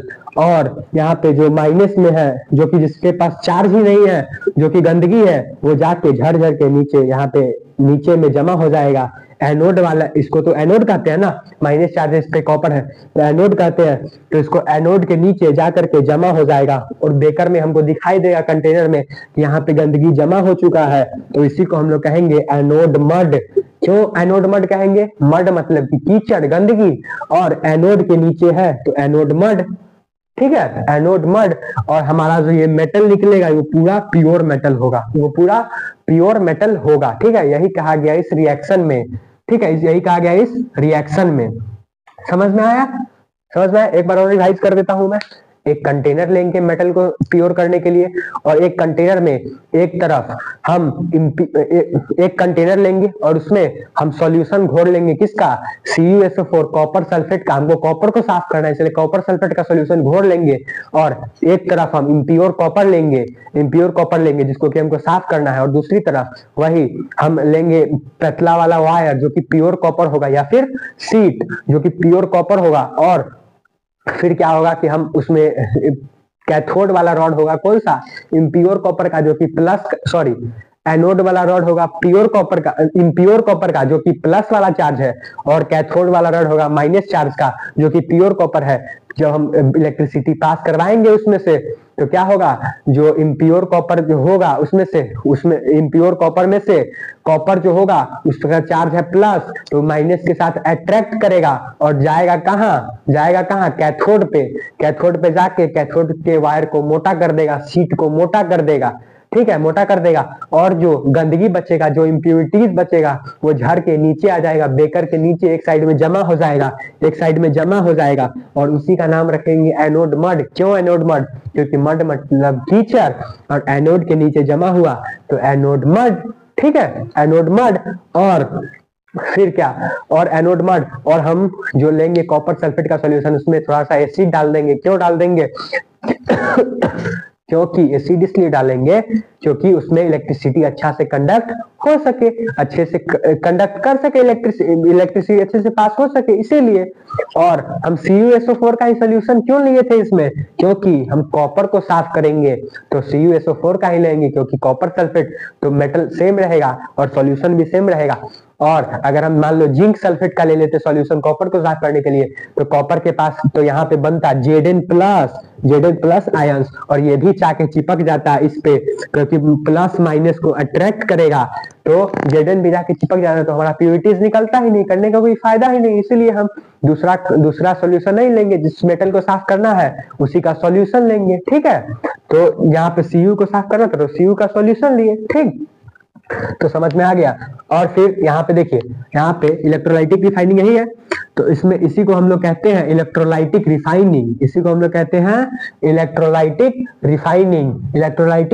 रिफाइनिंग, ठीक है। अब देखिए इम्प्योर मेटल जो है उस पे कौन सा है? एनोड है। इम्प्योर मेटल यहाँ है, इस पे कौन सा है? एनोड है, तो इम्प्योर मेटल पे एनोड, इस पे की चार्ज है प्लस, ठीक है। और प्योर मेटल पे कैथोड, जिसपे की चार्ज है माइनस, और प्योर मेटल पे सब मेटल चिपकेगा। और फिर सेम मेटल सॉल्ट, मतलब कि सॉल्यूशन जो है हमारा इलेक्ट्रोलाइट को, मतलब कि इलेक्ट्रिसिटी पैदा करेगा, कॉपर सल्फेट का सॉल्यूशन, इसलिए सॉल्यूशन के लिए थे इलेक्ट्रिसिटी पैदा करने के लिए, ठीक है। हो गया, तो यही हो गया आपका रिएक्शन। इस रिएक्शन को आप अच्छे से देख लीजिएगा, अच्छे से पढ़ लीजिएगा 2-3 बार, आपके एग्जाम में सीधा फिगर देके पूछ सकता है, ठीक है। चलिए, अब यहाँ पे आपका मेटलर्जी खत्म होता है, बधाई हो, मेटलर्जी आपका खत्म होता है। अब हम लोग पढ़ेंगे थर्माइट रिएक्शन। अब बस एक ये और 2 और टॉपिक बाकी है, उसको पढ़ के चैप्टर को खत्म करते हैं। देखिए अगला आपका थर्माइट रिएक्शन। थर्माइट रिएक्शन क्या होता है? डिस्प्लेसमेंट रिएक्शन बिटवीन एल्यूमिनियम और copper oxide, iron oxide. Aluminium और आयरन ऑक्साइड के बीच में डिस्प्लेसमेंट रिएक्शन होगा और प्रोड्यूस करेगा लार्ज अमाउंट में heat, so that reaction produce molten iron, मतलब कि पिघला हुआ लोहा। This type of reaction is known as thermite reaction, और इस रिएक्शन को हम लोग कहते हैं थर्माइट रिएक्शन। इस थर्माइट रिएक्शन मतलब क्या? कि डिस्प्लेसमेंट रिएक्शन होगा। डिस्प्लेसमेंट रिएक्शन मतलब क्या? चैप्टर 1 में आपने पढ़ा था, डिस्प्लेसमेंट रिएक्शन और डबल डिस्प्लेसमेंट रिएक्शन, वही वाला डिस्प्लेसमेंट रिएक्शन कि highly reactive metal less reactive metal को डिस्प्लेस कर देगा, is known as displacement reaction. ठीक है, तो वही किसके बीच में डिस्प्लेसमेंट रिएक्शन होगा, एल्यूमिनियम और आयरन ऑक्साइड के बीच में डिस्प्लेसमेंट रिएक्शन होगा।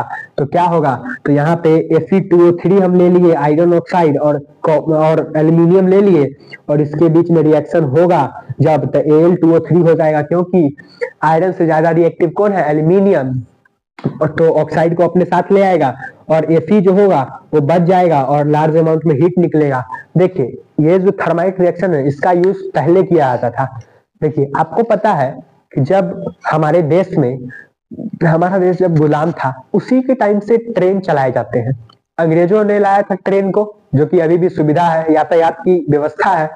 तो ट्रेन को जो अंग्रेजों ने लाया, तो पहले के टाइम में तो बिजली नहीं था, कम था, तो बिजली नहीं था, कम था, तो ट्रेन किससे चलता था, कोयले से चलता था ट्रेन। जब कोयले से ट्रेन को चलाते थे तो रेलवे ट्रैक होते थे। अब ट्रेन चलेगा तो हवा में थोड़ी ना चलेगा, जमीने पे चलेगा। तो उस टाइम भी ट्रैक हुआ करते थे, अभी भी ट्रैक है। तो रेलवे ट्रैक को अब कहीं क्या होता है कि मान लीजिए ट्रेन चल रहा है, कहीं पटरी में खराबी आ गई, रेलवे ट्रैक पे कहीं खराबी आ गया, तो उसको रिपेयर करते हैं ना, तो रिपेयर किससे, इलेक्ट्रिसिटी की मदद से उसको वेल्डिंग करते हैं, उसको जोड़ते हैं, उसको अलग करते हैं, जो करना होता है वो करते हैं।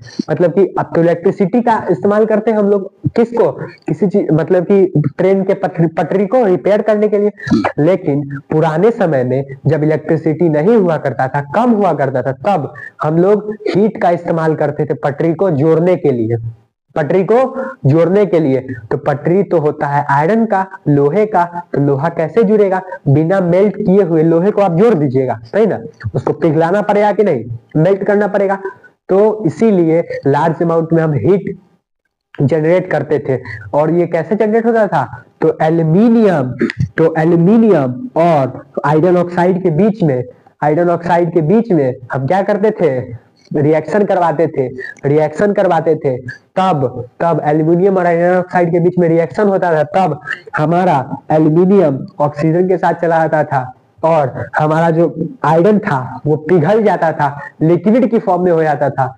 आयरन जब लिक्विड के फॉर्म में होगा तभी तो पटरी को जोड़ेंगे, पटरी लोहे का होता है, जब वो लिक्विड के फॉर्म में आएगा, मेल्ट होगा, तभी तो उसको जोड़ेंगे ना, ज्वाइंट करेंगे।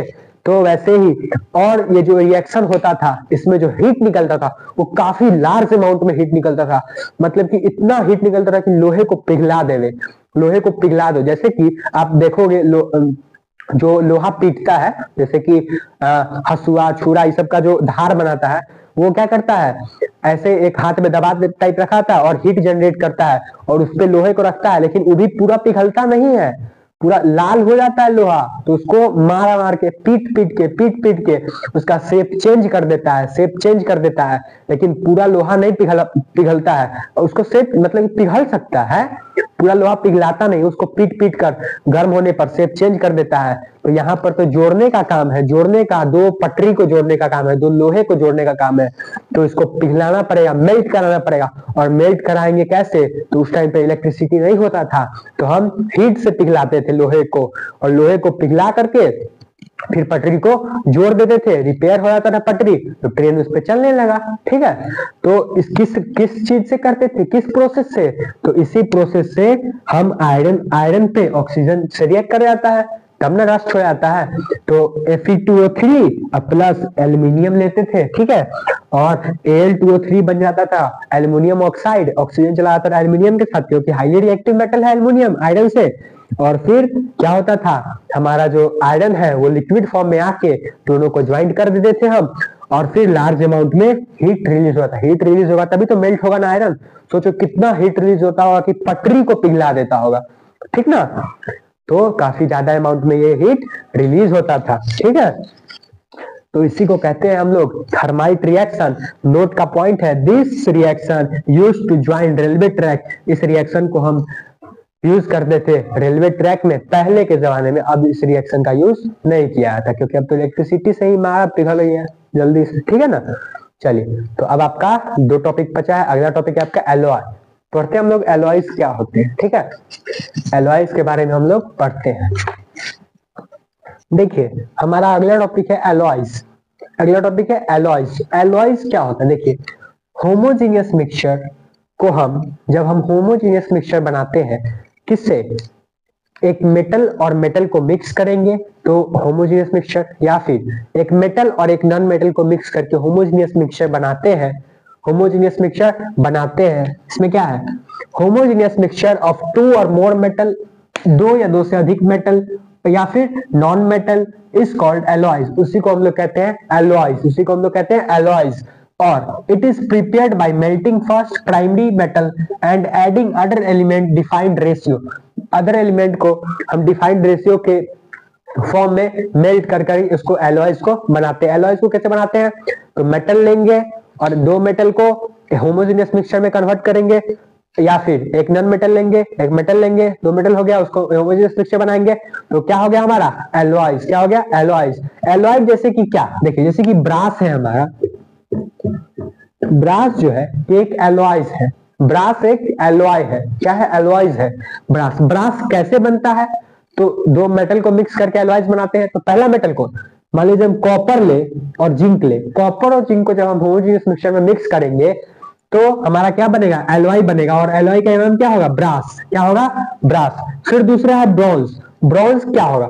ब्रॉन्ज को हम कैसे बनाएंगे? ब्रॉन्ज जो कि हमारा एक एलॉयज है, उसको हम कैसे बनाएंगे? दो मेटल को मिक्स करना होगा, जैसे कि Cu, जैसे कि Cu और Sn को मिक्स करेंगे तो हमारा क्या बनेगा? ब्रॉन्ज बनेगा, जो कि हमारा एक एलॉयज है। फिर हमारा सोल्डर। सोल्डर क्या? जैसे कि सोल्डिंग करता है ना, आप गए होंगे कि मोबाइल के दुकान पे या फिर टीवी के दुकान पे, तो रिपेयरिंग वाले के पास, तो वो सोल्डिंग करते हैं। तो सोल्डिंग कैसे करता है? जैसे कि Pb और Sn का मिक्सचर रखता है, और Pb और Sn दो हमारा मेटल है, उस दोनों को मिक्स करके हमारा जो एलॉय बनता है उसी को हम लोग कहते हैं सोल्डर। और सोल्डर से फिर आपका मोबाइल का तार या फिर पिघला के सोल्डिंग करके उसको जोड़ देता है ना, मेल्ट करके। तो वही मेल्ट जो हुआ, क्या हुआ? Pb और Sn, एक्शन दोनों क्या है? मेटल है, और मेटल को दोनों को मेल्ट करके होमोजेनियस मिक्सचर बनाया तो उसको क्या बोलेंगे? एलॉयज। हम सोल्डर लेंगे, सोल्डर जो करता है वो क्या हुआ? हमारा एलॉय है। क्या है? एलॉयज। फिर एमेलगम। एमेलगम क्या होता है? Alloys mercury, alloys of mercury या फिर अदर देन एनी मेटल और एलिमेंट। हम मरकरी लेंगे जो कि हमारा एक मेटल है, और उसके साथ तो दूसरा कोई मेटल आएगा तब, और उसको मिक्स करने का होमोजेनियस मिक्सचर बनेगा, तभी तो एलॉयज कहलाएगा ना।